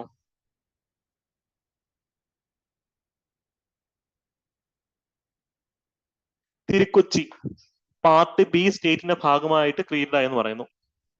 അപ്പം ഓക്കെ, നിങ്ങൾക്ക് ഓർമ്മയില്ലെങ്കിൽ അത് വിട്ടേക്കാം. പാർട്ട് ബി ആണോ പാർട്ട് എ ആണോ വിട്ടേക്കാം. അത് ട്രൂ സ്റ്റേറ്റ്മെന്റ് ആണ്, പക്ഷെ നിങ്ങൾക്ക് എക്സാം ഹോളിൽ ഓർമ്മ കിട്ടില്ലെങ്കിൽ വിടുക. Move to second statement. Maharaja of Travancore രാജപ്രമുഖായി, മഹാരാജ ഓഫ് കൊച്ചി ഉപപ്രമുഖ എന്ന് പറയുന്നുണ്ട്. ഈ കൊച്ചി മഹാരാജാവ് കേരളത്തിന് ഐക്യ കേരള പ്രസ്ഥാനം രൂപീകരിച്ചപ്പം കൊച്ചി മഹാരാജാവ് ചെയ്ത ത്യാഗം എന്താ? ആൻസറിന്റെ PDF എല്ലാം ഗ്രൂപ്പിൽ ഇടാട്ടോ. ഗ്രൂപ്പിൽ ഇടുന്നതായിരിക്കും. ടെലിഗ്രാം ചാനലിലേക്ക് വന്നാൽ മതി. ഓക്കെ, അപ്പം ചോദ്യം എന്താണ്? ഈ പ്രമുഖ അല്ലെങ്കിൽ കൊച്ചി രാജാവ് ഏറ്റവും വലിയ ത്യാഗം എന്തായിരുന്നു? അദ്ദേഹത്തിന് അധികാരങ്ങളൊന്നും വേണ്ടാന്ന് പറഞ്ഞുകൊണ്ട് കംപ്ലീറ്റ്ലി ട്രാവൻകൂർക്ക് ഇങ്ങനെ കൊടുക്കുമായിരുന്നു. അല്ലെ? അതുകൊണ്ടാണ് കൊച്ചി രാജാവ് നമ്മൾ എന്ത് വിളിക്കുന്നത്? ഐക്യ കേരള തമ്പുരാൻ എന്ന് വിളിക്കുന്നത്. ഐക്യ കേരള തമ്പുരാൻ എന്ന് വിളിക്കുന്നത്. ബിക്കോസ് അദ്ദേഹം ചെയ്തിട്ടുള്ള ഒരു സാക്രിഫൈസ് അത്രത്തോളം വലുതായിരുന്നു. അല്ലെ? കൊച്ചി രാജാവ് വിളിക്കുന്ന പേരുന്നത് ഐക്യ കേരള തമ്പുരാൻ. അതായത് കേരളത്തിന്റെ രാജപ്രമുഖായ വ്യക്തി, ഒഫീഷ്യലി രാജപ്രമുഖായത് ട്രാവൻകൂർ രാജാവാണ്. പക്ഷെ എനിക്ക് അധികാരങ്ങളൊന്നും വേണ്ട, എനിക്ക് തമ്മിൽ തല്ലാൻ താല്പര്യം എന്ന് പറഞ്ഞുകൊണ്ട് കൊച്ചി രാജാവ് എല്ലാ അധികാരങ്ങളും വിട്ടുകൊടുക്കുമായിരുന്നു. അതുകൊണ്ട് സ്നേഹത്തോടുള്ള ജനങ്ങളെ വിളിച്ച പേരാണ് എന്ത്? ഐക്യ കേരള തമ്പുരാൻ. അപ്പൊ സെക്കൻഡ് സ്റ്റേറ്റ്മെന്റ് തെറ്റാണ്. സെക്കൻഡ് സ്റ്റേറ്റ്മെന്റ് തെറ്റാണ്. ഇനി ഓപ്ഷൻസിലേക്ക് വരൂ. സെക്കൻഡ് സ്റ്റേറ്റ്മെന്റ് തെറ്റാണെങ്കിൽ ചോദ്യം ഇൻകറക്റ്റ് സ്റ്റേറ്റ്മെന്റ് അല്ലേ? സെക്കൻഡ് സ്റ്റേറ്റ്മെന്റ് ഇല്ലാത്ത ഓപ്ഷൻസ് എല്ലാം വെട്ടിക്കളഞ്ഞേ. ബി വെട്ടിക്കളയാ അല്ലെ? ബി വെട്ടിക്കളയാ. യെസ്. ഇനി അടുത്ത statement, third statement. TK Narayana Pillai was the first chief minister of Thiru-Kochi. ആ സ്റ്റേറ്റ്മെന്റ് കറക്റ്റ് ആണ്. PSCയുടെ സ്ഥിരം ചോദ്യമാണ്. First chief minister of Thiru-Kochi TK Narayana Pillai. ഈ പറഞ്ഞ പോലെ ഫോർത്ത് സ്റ്റേറ്റ്മെന്റ് റോങ് ആണ്. ഫോർത്ത് സ്റ്റേറ്റ്മെന്റ് റോങ് ആണ്. ബേസിക് ഫാക്ടറി നിങ്ങൾക്ക് വർക്ക്ഔട്ട് ചെയ്യാവുന്നതാണ്. അപ്പൊ ഈ ചോദ്യത്തിന് ഉത്തരം തരും ടി ആണ്. ഒളി 2 and 4 ഇത് രണ്ടുമാണ് റോങ് സ്റ്റേറ്റ്മെന്റ്സ് എന്ന് പറയുന്നത്. ഇവിടുത്തെ കോംപ്ലിക്കേറ്റഡ് ഹിസ്റ്ററി മൊത്തം ബുള്ളറ്റ് പോയിന്റ്സ് ആയിട്ട് നിങ്ങൾക്ക് കൊടുത്തിട്ടുണ്ട്. തിരുക്കൊച്ചി പാർട്ട് ബി ആയിരുന്നു. ഈ പറഞ്ഞ പോലെ മഹാരാജാക്കന്മാരുടെ ഒരു ആറ്റിറ്റ്യൂഡ് എന്തായിരുന്നു, കേളപ്പന്റെ ആറ്റിറ്റ്യൂഡ് എന്തായിരുന്നു, തിരുക്കൊച്ചിയുടെ ചീഫ് മിനിസ്റ്റേഴ്സ് നമുക്ക് പല പ്രാവശ്യം വന്നിട്ടുള്ള ഫസ്റ്റ് പറവൂർ TK നാരായണ പിള്ള, നമ്മൾ ഓർത്തിരിക്കാൻ വേണ്ടി പറയുന്ന കാര്യമാണ് തിരുക്കൊച്ചി. ഇവിടെയൊക്കെ പറന്ന് നടന്ന് ഭരിച്ചു. തിരുവനന്തപുരം ഉണ്ട്, കൊച്ചിയുണ്ട്. ഇവിടെയൊക്കെ ഫാക്ച്വലി റോങ് ആയിക്കോട്ടെ, നിങ്ങൾക്ക് ഓർമ്മ കിട്ടാൻ വേണ്ടി പറയുന്നതാണ്. ഇവിടെയൊക്കെ പറന്ന് നടന്ന് ഭരിച്ച വ്യക്തിയാണ് TK നാരായണ പിള്ള. പാറൂർ എന്നുള്ളത് പറന്ന് നടന്നു എന്നൊക്കെ ഉള്ളത് നിങ്ങൾക്ക് ആലോചിക്കാം. ഓക്കെ, വലിയൊരു റീജിയൻ ആണല്ലോ അത്. യെസ്, അവസാനത്തെ ചീഫ് മിനിസ്റ്റർ പനമ്പള്ളി ഗോവിന്ദ മേനോൻ. സ്ഥിരം PSC ചോദ്യമാണ്, എല്ലാം ഇത് വെച്ചിട്ട് പഠിക്കാം. ഓക്കെ, 19ാമത്തെ ചോദ്യം. ഈ ചോദ്യം കണ്ടോ? ഈ ചോദ്യം എത്ര വരെ കറക്റ്റ് ആക്കി? 19ാമത്തെ ചോദ്യത്തിന്റെ ഉത്തരം എന്ന് പറയുന്നത് C ആണ്. എല്ലാ സ്റ്റേറ്റ്മെന്റും കറക്റ്റ് ആണ്. ഈ ചോദ്യം ഇട്ടതിന്റെ ഉദ്ദേശം എന്താണെന്ന് വെച്ച് കഴിഞ്ഞാൽ, നിങ്ങളൊരു സ്മാർട്ട് ഉദ്യോഗാർത്ഥിയാണെങ്കിൽ ഈ ചോദ്യം സ്കിപ്പ് ചെയ്തേനെ. അല്ലെങ്കിൽ നിങ്ങളുടെ എക്കണോമിക്സ് അത്രയും വലിയ പുലിയായിരിക്കണം.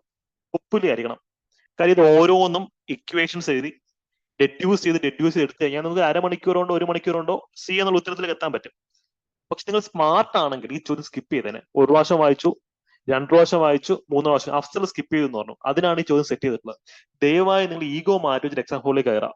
ഈ ചോദ്യം വായിക്കുമ്പോഴേ നിങ്ങൾക്ക് അറിയാം, ഇക്വേഷൻസ് വെച്ചിട്ട് ഡെഡ്യൂസ് ചെയ്ത് ഒരു 1.5 മണിക്കൂർ നമുക്ക് ഉത്തരത്തിലേക്ക് എത്താൻ പറ്റും.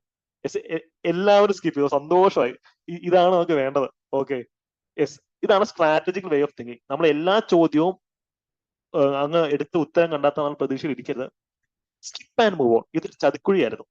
ഇതിന്റെ ഉത്തരം നിങ്ങൾക്ക് കിട്ടും, ബേസിക് ആയിട്ടുള്ള ആൾക്ക് ഉത്തരം കിട്ടും. പക്ഷെ ഉത്തരത്തിലേക്ക് എത്തണമെങ്കിൽ മിനിമം ഒരു അരമണിക്കൂർ 1 മണിക്കൂർ വേണ്ടി വരും. അപ്പം നിങ്ങളുടെ അപ്രോച്ച് എനിക്ക് ഇഷ്ടപ്പെട്ടു. ഞാൻ ഇത്രയും സംസാരിക്കുന്നതിന് ഗുണമുണ്ടെന്ന് മനസ്സിലായി. മെനക്കെടാൻ വയ്യ, എനിക്ക് മെനക്കെടാനേ വയ്യ. അതുകൊണ്ട് ഇത് സ്കിപ്പ് ചെയ്തെന്ന് പറയുന്നത്. നമുക്ക് വേണ്ടത് അതാണ്, സ്കിപ്പ് ചെയ്യാൻ മുന്നോട്ട്. ബിക്കോസ് ഇതിന്റെ ഇക്വേഷൻസ് ഉണ്ടോ, ഇക്വേഷൻസ് എഴുതുക, ഡെഡ്യൂസ് ചെയ്യുക, ഉത്തരത്തിലേക്ക് എത്താം.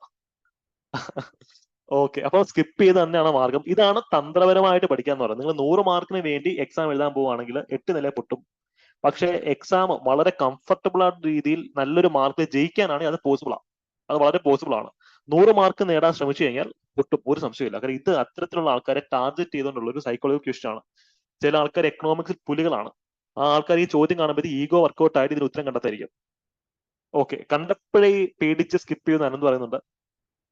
Yes, okay. 20ാമത്തെ ചോദ്യം, 20th ക്വസ്റ്റ്യൻ അല്ലെ? 20ാമത്തെ ചോദ്യം, കൺസ്യൂമർ പ്രൊട്ടക്ഷൻ ആക്ട് 2019. ഇതിനെ സംബന്ധിച്ച് തെറ്റായ പ്രസ്താവന, ഇത് വട്ടമായിട്ട് ചോദിക്കട്ടെ, തെറ്റായ പ്രസ്താവന എന്തെന്ന് ചോദിച്ചിട്ടുള്ളത്. 1ാമത്തെ പ്രസ്താവന എന്താ? കൺസ്യൂമർ പ്രൊട്ടക്ഷൻ, അതിന്റെ ഭാഗമായിട്ട് നമുക്ക് കുറെ അവകാശങ്ങളുണ്ട്. വില പേശാനുള്ള അവകാശം, റൈറ്റ് ടു ബാർഗെയിൻ, അതിന്റെ ഭാഗം എന്ന് പറഞ്ഞാൽ ഈ അവകാശങ്ങൾ എന്ന് വെച്ച് കഴിഞ്ഞാൽ നമുക്ക് കിട്ടേണ്ടുന്ന സാധനമാണ്. അപ്പൊ നിങ്ങൾ ഒരു 5 സ്റ്റാർ ഹോട്ടലിൽ പോയിട്ട് ഒരു കോഫി കുടിക്കുന്നു, അപ്പൊ അതിന് 550 രൂപയാവുന്നു. അയ്യോ, ഒരു കോഫിക്ക് 550 രൂപ നിങ്ങൾക്ക് അവിടെ ചെന്ന് തർക്കിക്കാൻ പറ്റുമോ? ചോദ്യം. പണ്ട് ഒരു സുഹൃത്തിന് വലിയൊരു അബദ്ധമാണത്. പറ്റില്ല. അവർ തൂക്കിയെടുത്ത് പുറത്തെറിയും, അല്ലെങ്കിൽ അടുക്കളയിൽ കൊണ്ടിട്ട് മാവ് ആട്ടാൻ പറയും. പല പല ചടങ്ങുണ്ടായിരിക്കും. കസ്റ്റമേഴ്സിന് പല അവകാശങ്ങളുണ്ട്, പക്ഷെ നമുക്ക് ബാർഗെയിൻ ചെയ്യാനുള്ള അവകാശമില്ല. അവകാശം മീൻസ് നമുക്ക് കിട്ടേണ്ട ഒന്നാണ്. ഇപ്പൊ നിങ്ങൾ ഒരു കടയിൽ പോയിട്ട് ഒരു ഒരു ഒരു സാധനം വാങ്ങിക്കണം, അല്ല എങ്ങനെ ഒരു ഷവായി വാങ്ങിക്കുന്നു, ഫുൾ ഷവായിക്ക് 500 രൂപ. ഞാനൊരു 300 രൂപ തരാം എന്നിട്ട് നിങ്ങൾ 300 രൂപ എടുത്തു കഴിഞ്ഞാൽ അവർ സമ്മതിക്കുമോ? അപ്പം റൈറ്റ് ടു ബാർഗെയിൻ നമുക്ക് ഇല്ല. കാര്യം അവകാശം മീൻസ് നമുക്ക് കിട്ടുന്ന സംഭവമാണ്. ബാർഗെയിൻ മീൻസ് നമുക്ക് വില പേശി നമ്മൾ പറഞ്ഞ വിലയ്ക്ക് സാധനം വില തരണം. It will not happen. Okay, അപ്പം എന്റെ സുഹൃത്തുമായിട്ട് പറഞ്ഞത്, പുള്ളിയാണെങ്കിൽ കൊല്ലത്ത് ഉള്ള വളരെ പ്രമുഖമായിട്ടുള്ള റെസ്റ്റോറന്റിൽ ഈവനിങ്ങിൽ കോഫി കുടിക്കാൻ കയറി. കോഫി ഓർഡർ ചെയ്തു, കോഫി വന്നു. കോഫിയുടെ കുറച്ച് കുക്കീസ് ഒക്കെ ഒരു കോംപ്ലിമെന്റ് ആയിട്ട് കൊണ്ടുവച്ചു. അപ്പൊ എത്ര മനോഹരമായിട്ടുള്ള ആചാരം. ഒരു കോഫി വെച്ചപ്പോൾ ചേട്ടാ സ്നേഹത്തോട് കുക്കീസ്, നല്ല അടിപൊളി ബിസ്ക്കറ്റ്സ് ഒക്കെ കൊണ്ടുവച്ചു. ബില്ല് വന്നപ്പോഴത്തേക്ക് നല്ല രീതിയിലുള്ള ബില്ലായി. കഴിച്ച കോഫിയും ബിസ്ക്കറ്റും എല്ലാം ദഹിച്ചു പോയി. പുള്ളി അവിടെ കിടന്ന് ഭയങ്കര ആയിട്ട് ആർഗ്യൂ ചെയ്തു. അപ്പൊ പറഞ്ഞാൽ അവരുടെ പ്രൈസ് പോയിന്റ് അവര് മെനുവിൽ ഡിസ്പ്ലേ ചെയ്തിട്ടുണ്ട്. ലീഗലി അവർ ചെയ്തത് ഒട്ടും തെറ്റല്ല. പുള്ളി മെനു നോക്കി വാങ്ങിക്കണമായിരുന്നു. മനസ്സിലായല്ലേ? അപ്പൊ ആ രീതിയിലുള്ള പണി കിട്ടുന്ന ആൾക്കാരുണ്ട്. ഇപ്പൊ കൺസ്യൂമർ കോർട്ടിലൊക്കെ പോകാന്നൊക്കെ പറഞ്ഞാൽ പോയിട്ട് ഒരു കാര്യമില്ല. റൈറ്റ് ടു ബാർഗെയിൻ നിങ്ങൾക്ക് ഇല്ല. തന്നിട്ടുള്ള ഫുഡ് വെച്ചിട്ട് ഫുഡ് പോയിസൺ അടിച്ചെങ്കിൽ ഓക്കെ നമുക്ക് പോവാം, റിട്രസൽ മെക്കാനിസംസ് ഉണ്ട്. ബാർഗെയിൻ ഉള്ള റൈറ്റ് ആർക്കും വരുന്നുള്ള കാര്യം മെനു നോക്കിയിട്ട് മാത്രം ഓർഡർ ചെയ്യുക, അല്ലെങ്കിൽ എപ്പോഴാ പണി ഇടുന്നത് പറയാൻ പറ്റില്ല. ഓക്കെ, അപ്പം first statement is wrong. First statement തെറ്റാണെങ്കിൽ തന്നെ ഇൻകറക്റ്റ് സ്റ്റേറ്റ്മെന്റ് ഏതെന്നുള്ളതല്ല ചോദ്യം. എയർപോർട്ടിൽ കയറി ചായ കുടിച്ചപ്പോൾ 300 രൂപ പോയെന്ന് അഫ്സൽ വളരെ സങ്കടത്തോടെ ഓർക്കുന്നുണ്ട്. യെസ്, അല്ല എയർപോർട്ടിൽ കയറി ഒരു പപ്സ് കഴിച്ചിട്ട് പപ്സിന് ഭയങ്കര വിലയായി എന്ന് പറഞ്ഞ് ദുഃഖിച്ച ഒരു നടിയെ ഞാൻ ഓർക്കുന്നു കേരള ഫിലിമിലെ. ഇടയ്ക്ക് ഒരു ഭയങ്കര രസമുള്ള ഒരു ട്രോളൊക്കെ ഉണ്ടായിരുന്നു. ഇനി ഫസ്റ്റ് സ്റ്റേറ്റ്മെന്റ് തെറ്റാണ്. അപ്പൊ ഫസ്റ്റ് തെറ്റായിട്ടുള്ള സ്റ്റേറ്റ്മെന്റ് ആണ് അവർ ചോദിച്ചിട്ടുള്ളത് അല്ലെ. അപ്പം തെറ്റായിട്ടുള്ള സ്റ്റേറ്റ്മെന്റ് 1 ഇല്ലാത്ത ഓപ്ഷനെ എലിമിനേറ്റ് ചെയ്തേ, ബിയും പോയി സിയും പോയി. ഇനി ഞാൻ സംശയം ചോദിച്ചോട്ടെ, ഫസ്റ്റ് സ്റ്റേറ്റ്മെന്റ് തെറ്റാണെങ്കിൽ ഫോർത്ത് സ്റ്റേറ്റ്മെന്റും തെറ്റായിരിക്കുമല്ലോ. അപ്പൊ ഫോർത്ത് സ്റ്റേറ്റ്മെന്റിനെ പറ്റി ആലോചിച്ച് നിങ്ങൾ ബേജാറാവണോ? നിങ്ങൾ ഇനി ഇത് രണ്ടിനെ പറ്റി മാത്രം ആലോചിച്ച് വരും. പല ആൾക്കാർക്കും മിസ്റ്റേക്ക് വരുന്നത് ഫോർത്ത് സ്റ്റേറ്റ്മെന്റ് ശരിയാണോ തെറ്റാണോ എന്നുള്ള കാര്യത്തിലാണ്. അപ്പൊ ഫസ്റ്റ് തെറ്റാണെങ്കിൽ ഫോർത്തും തെറ്റായേ പറ്റത്തുള്ളൂ. ഓക്കെ, ഇനി സെക്കൻഡ് സ്റ്റേറ്റ്മെന്റ്, സെൻട്രൽ ഗവൺമെന്റിനോ സ്റ്റേറ്റ് ഗവൺമെന്റിനോ ഇത് രണ്ടും പരാതി കൊടുക്കാൻ പറ്റത്തില്ലെന്ന് പറയുന്നത്, ഇത് ശരിയാണോ?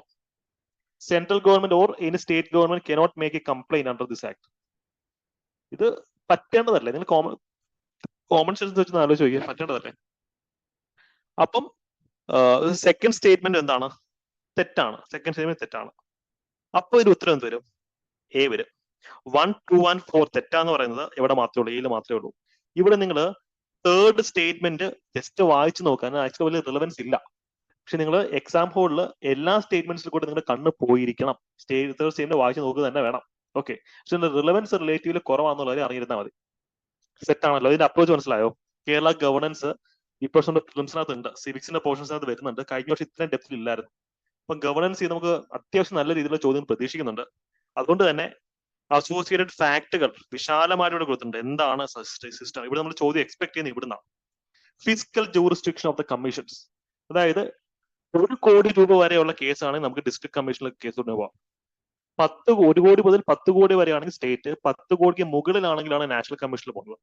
സ്റ്റേറ്റ്മെന്റിൽ തന്നത് 10 കോടിയുടെ മുകളിൽ സ്റ്റേറ്റ് കമ്മീഷൻ ആണെന്ന്. അത് തെറ്റായിട്ടുള്ള സ്റ്റേറ്റ്മെന്റാണ്. ഇത് ഒന്ന് വായിച്ചിരുന്ന ഇത് വായിച്ചിട്ട് പോവാം. ഓക്കെ, എഗെയിൻ ഇതൊക്കെ നമ്മൾ 2019 ആക്ടിന്റെ ബേസിസിലാണ്. 2021 പുതിയ റെഗുലേഷൻസ് വന്നിട്ടുണ്ട്. അതിന്റെയും ഡേറ്റ ഇവിടെ കൊടുത്തിട്ടുണ്ട്. ആർക്കൊക്കെ കംപ്ലൈന്റ് ചെയ്യാം, ഇതൊക്കെ ചെയ്യാം. ഓക്കെ, നമുക്ക് സിവിക്സിനകത്ത് കുറച്ചും കൂടെ ഡെപ്ത് ക്വസ്റ്റ്യൻസിലേക്ക് പോയാലോ? ഓക്കെ, 21ാമത്തെ ചോദ്യം.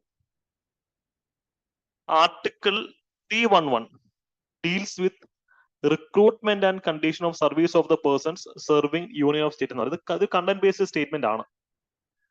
അപ്പൊ നിങ്ങൾക്ക് ഈ സ്റ്റേറ്റ്മെന്റ് ശരിയാണോ? പഠിച്ചിട്ടുള്ള ആൾക്കാർക്ക് അറിയാം. ഈ ഫസ്റ്റ് സ്റ്റേറ്റ്മെന്റ് ആർട്ടിക്കിൾ 311 കോൺസ്റ്റിറ്റ്യൂഷന്റെ ആർട്ടിക്കിൾ 311 ഇത് പറയുന്നുണ്ടോ?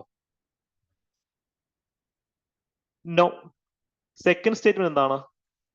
Kerala state civil services divide in state service and subordinate service നമുക്കറിയാം. അപ്പൊ സെക്കൻഡ് സ്റ്റേറ്റ്മെന്റ് കറക്റ്റ് ആണ്. Members of state service belongs to class 1 group A holds gazetted rank. ഇതിനു വേണ്ടിയാണ് നിങ്ങളിപ്പോ ശ്രമിക്കുന്നത്. ഗസറ്റഡ് ഓഫീസർ ആവുക എന്നുള്ള ലക്ഷ്യമാണ് LSTD സെക്രട്ടറി അല്ലെങ്കിൽ SI പരീക്ഷയിൽ അറ്റൻഡ് ചെയ്യുന്ന ആൾക്കാർക്കുള്ളത്. CI മുതൽ ഗസറ്റഡ് ഓഫീസേഴ്സ് ആണ്. പക്ഷേ ഗ്രൂപ്പ് A ആണോ B ആണോ മറ്റൊരു ചോദ്യമാണ്. ഇതിലേക്ക് നമുക്ക് വരാം. ഇതിൽ ഈ സ്റ്റേറ്റ്മെന്റ് കറക്റ്റ് ആണല്ലോ. 2ഉം 3ഉം കറക്റ്റ് ആണ് അല്ലെ? കറക്റ്റ് സ്റ്റേറ്റ്മെന്റ് ചോദിച്ചിട്ടുള്ളത്. ഓക്കെ,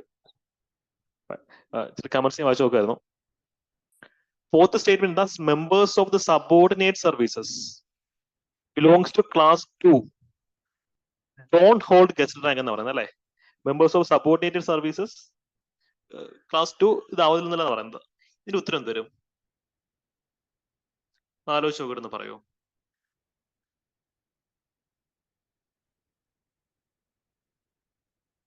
ഫോർത്ത് സ്റ്റേറ്റ്മെന്റും തെറ്റല്ലേ? ഈ ക്ലാസ് 2 സബോർഡിനേറ്റ് സർവീസ് ആണ് വരുന്നത്, സ്റ്റേറ്റ് സർവീസിലല്ലേ? ഫോൾസ് ആണ്. എക്സാക്ട്ലി. അപ്പൊ ഇതിന്റെ ഉത്തരം നമ്മൾ ഈ പറഞ്ഞ C വരും. എക്സാക്ട്ലി C വരും. 2 and 3 ആണ് ഇതിനകത്ത് കറക്റ്റ് ആയിട്ടുള്ള സ്റ്റേറ്റ്മെന്റ്. നിങ്ങൾ അറിഞ്ഞിരിക്കുക, ഈ സംസ്ഥാന ഗവൺമെന്റിലെ ഉദ്യോഗസ്ഥർ നമ്മൾ സ്റ്റേറ്റ് സർവീസിനും സബോർഡിനേറ്റ് സർവീസിനും നമ്മൾ തിരിക്കുന്നുണ്ട്. അതിൽ സ്റ്റേറ്റ് സർവീസിനകത്താണ് ഈ പറഞ്ഞ ഗ്രൂപ്പ് Aയും Bയും വരുന്നത്. അവരാണ് ഗസറ്റഡ് ഓഫീസേഴ്സ്. സബോർഡിനേറ്റ് സർവീസിലാണ് നോൺ ഗസറ്റഡ് ഓഫീസേഴ്സ് വരുന്നത്. വിശാലമായിട്ടുള്ള നോട്ട്സ് ഇവിടെ കൊടുത്തിട്ടുണ്ട്. എന്താണ് ഈ 4 ആർട്ടിക്കിൾസ് പഠിക്കാതെ 3 ആർട്ടിക്കിൾസ് പഠിക്കാതെ പോലെ ആർട്ടിക്കിൾ 309, 310 ആൻഡ് 311. 311 ആണ് നമുക്ക് സ്ഥിരം ചോദ്യം വരുന്നത്. ബിക്കോസ് ഇതിനകത്താണ് dismissal, removal or reduction in rank of persons employed in civil services പറയുന്നത്. Okay, very important article. ബാക്കി 309ലാണ് റിക്രൂട്ട്മെന്റ് കണ്ടീഷൻസിനെ പറ്റി പറയുന്നത്. ഓക്കെ, ഇപ്പൊ എന്താണ് സ്റ്റേറ്റ് സർവീസ്, എന്താണ് സബോർഡിനേറ്റ് സർവീസ് ഇവിടെ കൃത്യമായിട്ട് കൊടുത്തിട്ടുണ്ട്. നമുക്ക് പൊതുവിന് മെറ്റീരിയൽസ് കുറവാണ് ഗവർണൻസിന്, പക്ഷെ നിങ്ങൾക്ക് ഇത് എഫക്റ്റീവായിട്ട് യൂട്ടിലൈസ് ചെയ്യാം. 22ാമത്തെ ചോദ്യം നോട്ട് കറക്റ്റ്, തെറ്റായിട്ടുള്ള പ്രസ്താവന എന്തെന്നുള്ളതാണ് ചോദ്യം. ഫസ്റ്റ് സ്റ്റേറ്റ്മെന്റ് എന്താ പറയുന്നത്? Kerala state information commission is statutory body constitute under Kerala right information act. ഇത് ശരിയാണോ? ഈ സ്റ്റേറ്റ്മെന്റ് ശരിയാണോ?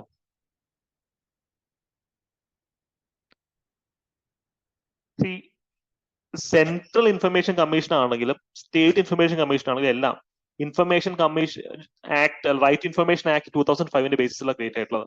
കേരളത്തിന്റേതായിട്ടുള്ള കേരള റൈറ്റ് ഇൻഫർമേഷൻ ആക്ട് ഉണ്ടോ? പഞ്ചായത്ത് രാജ് ആക്ട് ഉണ്ട്. കേരള റൈറ്റ് ഇൻഫർമേഷൻ ആക്ട് എന്ന് പറഞ്ഞിട്ട് കേരളത്തിന് മാത്രമായിട്ട് ഒരു ഇൻഫർമേഷൻ ആക്ട് ഉണ്ടോ? ഇല്ല. അതാണ് ഇവിടുത്തെ ട്രാപ്പ്. ഇത് തെറ്റാണ്. ഫസ്റ്റ് സ്റ്റേറ്റ്മെന്റ് തെറ്റാണ്. അപ്പം തന്നെ നിങ്ങൾക്ക് എന്ത് പറ്റി? ഈ പറഞ്ഞ പോലെ ചോദ്യം എന്താണ്? നോട്ട് കറക്റ്റ് എന്നല്ല ചോദിച്ചിട്ടുള്ളത്. അടുത്ത സ്റ്റേറ്റ്മെന്റ് എന്താ? സ്റ്റേറ്റ് ചീഫ് ഇൻഫർമേഷൻ കമ്മീഷന്റെ സാലറി, ഇത് സെൻട്രൽ ചീഫ് കമ്മീഷന്റെ സാലറിയാണ് കൊടുത്തിട്ടുള്ളത്. ഇത് തെറ്റാണ്. തേർഡ് സ്റ്റേറ്റ്മെന്റ് എന്താ? ഇത് ട്രൂ ആണ് കേട്ടോ. This is true. സോ ഫസ്റ്റും രണ്ടും തെറ്റാണ്. അപ്പൊ ഒരു ഉത്തരം ബി ആണെന്നുള്ളത് അറിയിക്കുക. ബി. ഇത് ഫാക്ച്വൽ ക്വസ്റ്റൻ ആണ്. അത്യാവശ്യം AP വരുന്ന ഒരു ഏരിയ ആണ്. ആഴത്തിൽ പഠിക്കേണ്ടുന്ന ഒരു ഏരിയ ആണ് ഇത്. നിങ്ങൾക്ക് ഇൻഫർമേഷൻ കമ്മീഷൻ സിലബസിൽ എടുത്ത് പറഞ്ഞിട്ടുണ്ട്. എക്സാക്ട്ലി 2,25,000 ആണ് സ്റ്റേറ്റ് ചീഫ് ഇൻഫർമേഷൻ കമ്മീഷന്റെ സെൻട്രൽ ഇൻഫർമേഷൻ കമ്മീഷണേഴ്സിന്റെ സാലറി. 2,50,000 ആണ് സെൻട്രൽ ചീഫ് ഇൻഫർമേഷൻ കമ്മീഷണറുടെ സാലറി. എക്സാക്ട്ലി. അപ്പൊ അത്യാവശ്യത്തിന് നിങ്ങൾ ആഴത്തിൽ പഠിക്കാനായിട്ട് ഡേറ്റ തന്നിട്ടുണ്ട്. ഇതിൽ കൂടെ മാത്രം പോയാൽ മതി. ഇൻഫർമേഷൻ കമ്മീഷന്റെ കാര്യങ്ങൾ സെറ്റാണ്. ഓക്കെ, 23ാമത്തെ ചോദ്യം. ഞാൻ കുറച്ച് സ്പീഡിന് പോവാണ് കേട്ടോ. ബാക്കിയുള്ള കുറച്ച് ഫാക്ച്വൽ ഏരിയാസ് ആണ്. 23ാമത്തെ ചോദ്യം ഫസ്റ്റ് സ്റ്റേറ്റ്മെന്റ് ഒന്ന് വായിച്ചു നോക്കൂ. ITET school promotes. ഈ കൈറ്റിന്റെ ITET സ്കൂളിന്റെ ഉദ്ദേശം എന്താ? ഈ ഗവർണൻസ് പ്രൊമോട്ട് ചെയ്യുക എന്നുള്ളതാണ്. ഈ ഗവർണൻസിന്റെ സെക്ഷൻ ആണ് ചോദ്യം വന്നിട്ടുള്ളത്. ഈ കൈറ്റിന്റെ അബ്രിവേഷൻ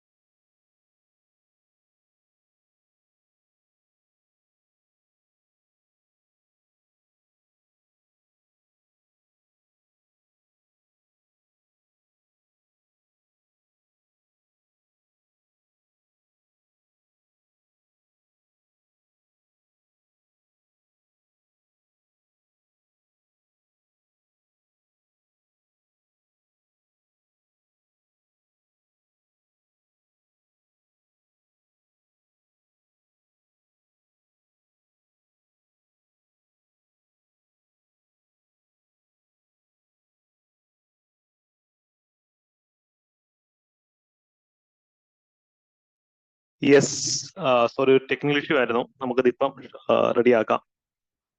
എന്റെ ഓഡിയോ എല്ലാവർക്കും ഓക്കെ അല്ലേ?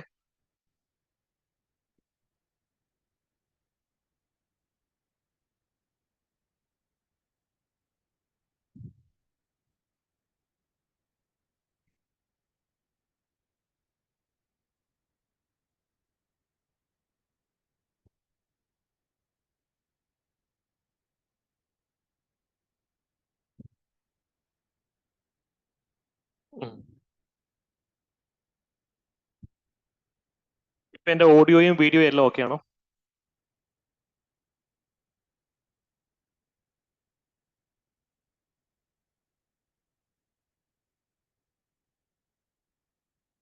യെസ്, ഓഡിയോ, വീഡിയോ, സ്ലൈഡ്സ് എല്ലാം ഓക്കെ ആണല്ലേ?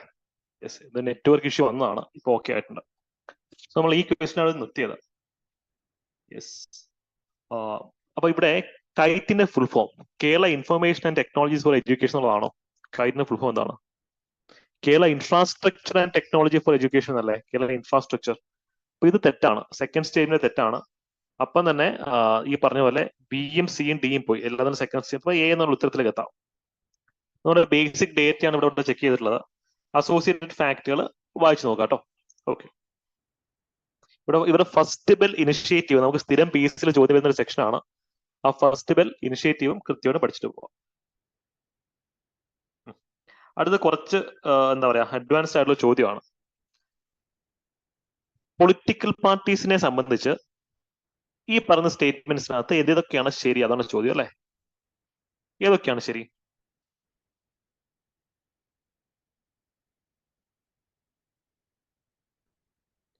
ഈ പൊളിറ്റിക്കൽ പാർട്ടീസിന്റെ രജിസ്ട്രേഷൻ എങ്ങനെ വേണം, അല്ലെങ്കിൽ എന്താണ് പൊളിറ്റിക്കൽ പാർട്ടിയുടെ നിർവചനം, എങ്ങനെ നമ്മൾ അവർ റെക്കഗ്നൈസ് ചെയ്യുന്നത്, ഡിസ്ക്വാളിഫൈ ചെയ്യുന്നത്, ഇതൊക്കെ കോൺസ്റ്റിറ്റ്യൂഷൻ പറയുന്നുണ്ടോ? ഇത് സിമ്പിൾ ചോദ്യം. ഇതൊക്കെ കോൺസ്റ്റിറ്റ്യൂഷന്റെ മെൻഷൻ ആണോ? അല്ല, ഇതൊക്കെ റെപ്രസെന്റേഷൻ ഓഫ് പീപ്പിൾസ് ആക്ട് 1951 പറയുന്നത്. ഓക്കെ, മറ്റൊരു സ്റ്റേറ്റ്മെന്റ് എന്താണ്? Registration of political parties is carried out by election commission. ഇത് കറക്റ്റ് അല്ലേ? ഇലക്ഷൻ കമ്മീഷൻ അടുത്തല്ലേ പൊളിറ്റിക്കൽ പാർട്ടീസ് അവരുടെ രജിസ്ട്രേഷൻ നടത്തേണ്ടത്? തേർഡ് സ്റ്റേറ്റ്മെന്റ് എന്താ? A national level political party is one which is recognized in 4 or more states. ഈ third statement correct അല്ലേ? Yes, ഇതും correct ആണ്. പൊളിറ്റിക്കൽ പാർട്ടീസ് എന്നൊരു സെക്ഷൻ നമ്മുടെ സിലബസിൽ എടുത്ത് പറഞ്ഞിട്ടുണ്ട്. അതിൽ നമ്മൾ പഠിക്കുന്നത് ബേസിക് ഫാക്ടുകൾ വെച്ച് മാത്രമുള്ള സംഭവമാണ്. പക്ഷേ ഈ ചോദ്യത്തിനകത്ത് ട്വിസ്റ്റ് എന്താണെന്ന് വെച്ചാൽ ഓപ്ഷൻസിനകത്ത് ഓപ്ഷൻ 4 എന്ന് പറയുന്നൊരു ഓപ്ഷൻ ഉണ്ട്. പക്ഷെ നമുക്ക് 4 സ്റ്റേറ്റ്മെന്റ്സ് ഉണ്ടോ? ഇല്ല. ഈ ചോദ്യം ഇട്ടതിന്റെ ഉദ്ദേശം മനസ്സിലായോ? നിങ്ങൾ ഇതിനകത്ത് കൺഫ്യൂസ്ഡ് ആയിട്ടിരിക്കണം. സ്റ്റേറ്റ്മെന്റ് 4നെ പറ്റി ഇവിടെ പറയുന്നത്, പക്ഷെ ഇവിടെ സ്റ്റേറ്റ്മെന്റ് 4 ഇല്ല. ഇത് ഇത് കണ്ട് ഒരു 10-20 സെക്കൻഡ് എങ്ങനെ നഷ്ടപ്പെടുത്തിയിട്ടുള്ള ആൾക്കാരുണ്ടോ? ഈ ചോദ്യത്തിനകത്ത് ഫോർത്ത് സ്റ്റേറ്റ്മെന്റ് കണ്ടെത്താൻ കഷ്ടപ്പെട്ട് ഓടി നടന്ന ആൾക്കാരുണ്ടോ? എല്ലാവരും സ്മാർട്ടാണ്, നടന്നില്ലല്ലോ.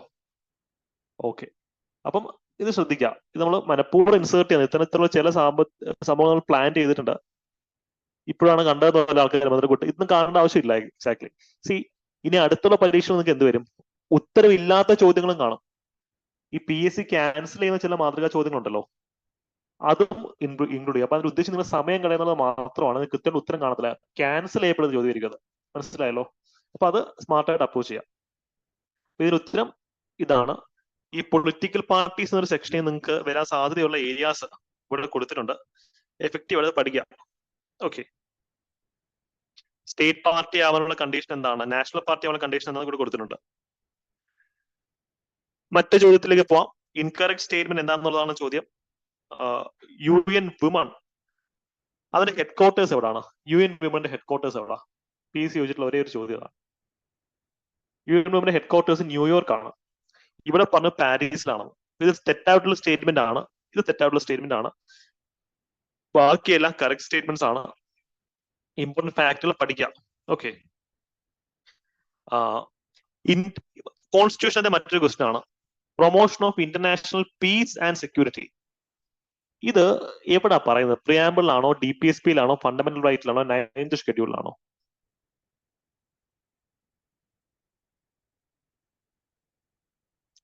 യെസ്, ഇത് ഡി പി എസ് പിയിൽ പറയുന്ന ഒരു കാര്യമാണ്. പി എസ് സി ഇത് ചോദിച്ചിട്ടുണ്ട്. ഇത് ഫണ്ടമെന്റൽ ഡ്യൂട്ടി ഒന്നും അല്ലല്ലോ. എല്ലാവർക്കും ഫണ്ടമെന്റൽ ഡ്യൂട്ടി ഒന്നുമില്ല. അപ്പൊ ഏത് DPSP ഇതിനെപ്പറ്റി പറയുന്നത്? ഏത് DPSP promotion of international peace and security പറ്റി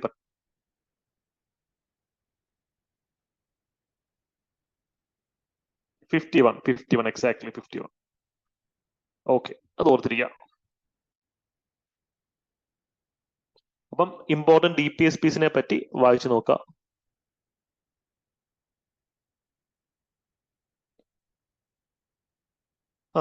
അടുത്ത ഒരു ടെക്നിക്കൽ ചോദ്യമാണ്. ആർട്ടിക്കിൾ 14 പറ്റി കറക്റ്റ് ആയിട്ടുള്ള സ്റ്റേറ്റ്മെന്റ് എന്നതാണ് ചോദ്യം. നമ്മൾ കഴിഞ്ഞ പ്രാവശ്യം പീസിൽ ചോദിച്ചതാ. ആബ്സെൻസ് ഓഫ് പ്രിവിലേജ് അത് എന്തിന്റെ ഭാഗമാണ്? ഈക്വാലിറ്റി ബിഫോർ ലോയുടെ ഭാഗമാണോ, ഈക്വൽ പ്രൊട്ടക്ഷൻ ഓഫ് ലോയുടെ ഭാഗമാണോ എന്നുള്ള ചോദ്യമൊക്കെ നമുക്ക് വന്നിട്ടുണ്ട് അല്ലേ? അപ്പൊ അതുപോലെയുള്ള ചോദ്യമാണിത്. ആർട്ടിക്കിൾ 14 സംബന്ധിച്ച് ശരിയായിട്ടുള്ള പ്രസ്താവന ഇത് കണ്ടന്റ് ബേസ്ഡ് ആയിട്ടുള്ള ഒരു ചോദ്യമാണ്. നിങ്ങൾക്ക് ലോജിക്ക് ഇവിടെ അധികം വർക്കൗട്ട് ആവില്ല. ബിക്കോസ് ആർട്ടിക്കിൾ 14 രണ്ട് പ്രധാനപ്പെട്ട കാര്യങ്ങൾ പറയുന്നുണ്ട്. പണ്ട് PSC ഇത്രയും ഡെപ്തിലൊന്നും ചോദിച്ചിട്ടില്ല, പക്ഷെ ഇപ്പം ചോദിക്കുന്ന കാര്യമുണ്ട്. ആർട്ടിക്കിൾ 14 പറഞ്ഞത് എന്താ? Equality before law and equal protection of law. ഇത് രണ്ടും ഡിഫറെന്റ് ആയിട്ടുള്ള എക്സ്ട്രീംലി ടെക്നിക്കൽ ആയിട്ടുള്ള ഫിലോസഫിക്കൽ ആയിട്ടുള്ള രണ്ട് ആസ്പെക്ടുകളാണ്. അപ്പൊ അത് എന്താണെന്ന് കൃത്യമായിട്ട് അറിഞ്ഞിരിക്കണം. For example, equality before law എന്നോട് അർത്ഥമാക്കുന്നത് the same law will be applied to all people equally across the society. Equal protection of law എന്ന് ഉദ്ദേശിക്കുന്നത് all laws are to be treated equally in equal situations. യൂട്യൂബിൽ ഇതിലൊരു വിശാലമായിട്ടുള്ള video ചെയ്തിട്ടുണ്ട്, video കാണാം. ഇത് ഇക്വാലിറ്റി ബിഫോർ ലോ, ഇത് British constitution എടുത്തിട്ടുള്ളതാണ്. Equal protection of law American constitution ആണ്. ഓക്കെ, ഇത് രണ്ടും കൃത്യമായിട്ട് പഠിക്കുക. വിശാലമായിട്ടുള്ള ഡേറ്റ കൊടുത്തിട്ടുണ്ട്, എന്താണ് രണ്ടും എന്നുള്ളത് പഠിക്കുക. യൂട്യൂബ് നമ്മൾ വീഡിയോയും ചെയ്തിട്ടുണ്ട്, നിങ്ങൾക്ക് അത് യൂസ് ചെയ്യാവുന്നതാണ്. ഓക്കെ, അടുത്ത DPSPയിലെ ഒരു ചോദ്യമാണ്. ഇത്രയും DPSPs ആണ്, ഇതിൽ സോഷ്യലിസ്റ്റിക് പ്രിൻസിപ്പിൾ എന്താണെന്ന ചോദ്യം. ഞാൻ ഡൗട്ട് ചോദിച്ചോട്ടെ, DPSPയിൽ അല്ലെങ്കിൽ നമ്മുടെ മാർഗനിർദ്ദേശക തത്വങ്ങൾ ഏതൊക്കെയായിട്ടാണ് ഇപ്പം ക്ലാസിഫൈ ചെയ്തിട്ടുള്ളത്? സോഷ്യലിസ്റ്റ് പ്രിൻസിപ്പിൾസ് ഉണ്ട്, ഗാന്ധിയൻ പ്രിൻസിപ്പിൾ ഉണ്ട്, ലിബറൽ ഇന്റലക്ച്വൽ പ്രിൻസിപ്പിൾ ഉണ്ട്, അല്ലെ? കുറെ പ്രിൻസിപ്പിൾസ് ഇതുപോലെ ഉണ്ട്. എന്റെ ചോദ്യം, കോൺസ്റ്റിറ്റ്യൂഷനല്ല ഇത്തരത്തിലുള്ള ക്ലാസിഫിക്കേഷനെ പറ്റി നമ്മൾ പറയുന്നുണ്ടോ? കോൺസ്റ്റിറ്റ്യൂഷൻ ഇത്തരത്തിലുള്ള ക്ലാസിഫിക്കേഷനെ പറ്റി നമ്മൾ പറയുന്നുണ്ടോ? ഇല്ല, കോൺസ്റ്റിറ്റ്യൂഷൻ ക്ലാസിഫിക്കേഷൻ ഇല്ല. നമ്മളാണ് ഇതുപോലെ ക്ലാസിഫൈ ചെയ്ത് വെച്ചേക്കുന്നത് പഠിക്കാനുള്ള എളുപ്പത്തിന്. There is no classification for DPSPs in the constitution. So ഈ കൂട്ടത്തിൽ ഏതൊക്കെയാ സോഷ്യലിസ്റ്റ് പ്രിൻസിപ്പിൾ?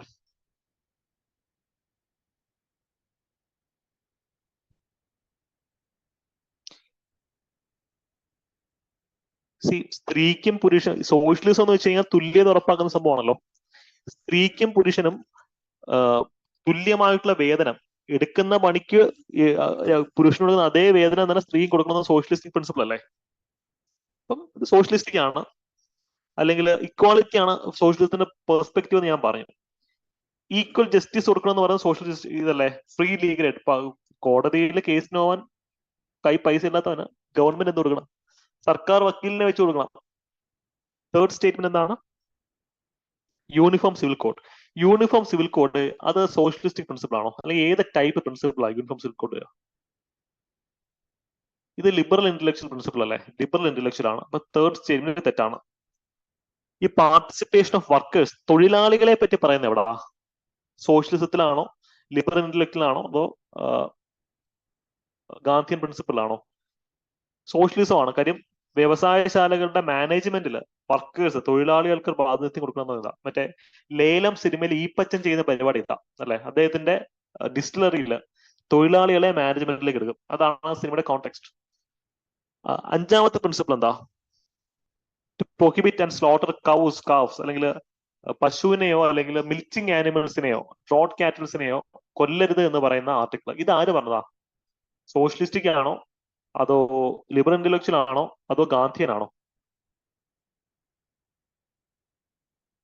ഗാന്ധിയൻ പ്രിൻസിപ്പിൾ ആണത്, ഗാന്ധിയൻ പ്രിൻസിപ്പിൾ ആണ്. അപ്പൊ ഇതും സോഷ്യലിസ്റ്റിക് അല്ല. ചോദ്യം സോഷ്യലിസ്റ്റിക് ഏതൊക്കെ എന്നുള്ളതാണ്. അപ്പൊ ഇതിന് ആൻസർ B ആണ്. 1, 2 and 3 ആണ് സോഷ്യലിസ്റ്റിക് പ്രിൻസിപ്പിൾ അല്ലെ?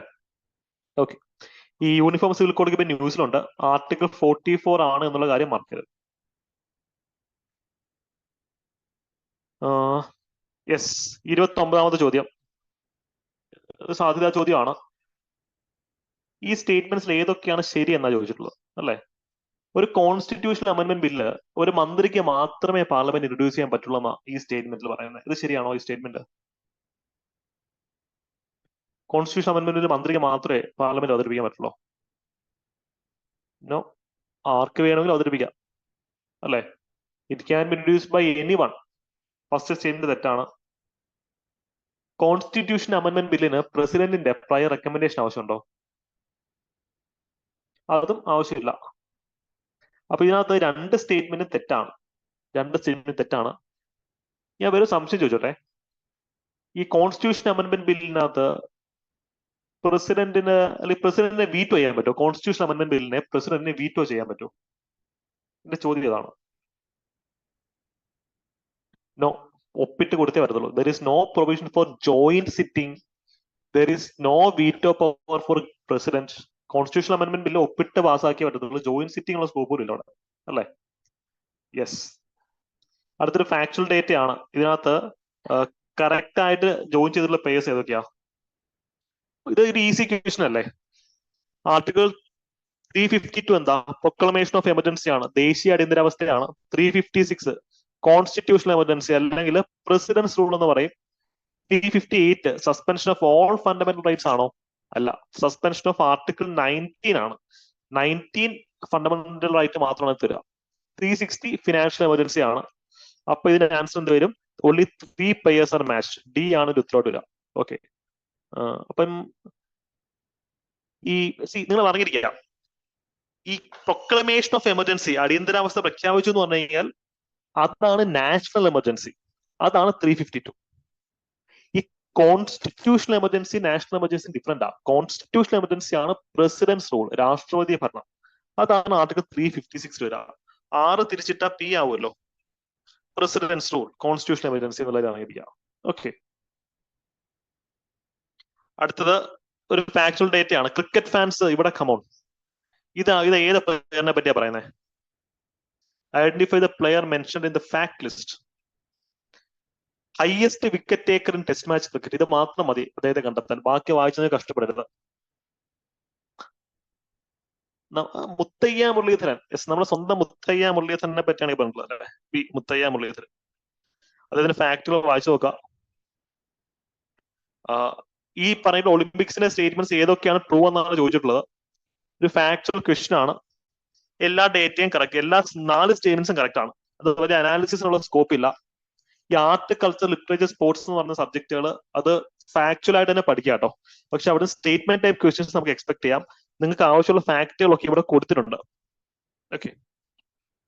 ഈ ബേസ്ബോൾ ടീമിൽ എത്ര പ്ലേയേഴ്സ് ഉണ്ട്? ബേസ്ബോൾ ടീമിൽ എത്ര പ്ലേയേഴ്സ് ഉണ്ട്? യെസ്.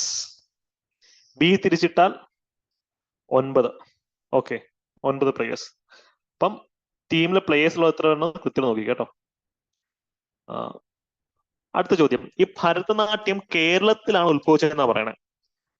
കേരളത്തിൽ ഉത്ഭവിച്ച ഭരതനാട്യമാണോ മോഹിനി ആട്ടമാണോ?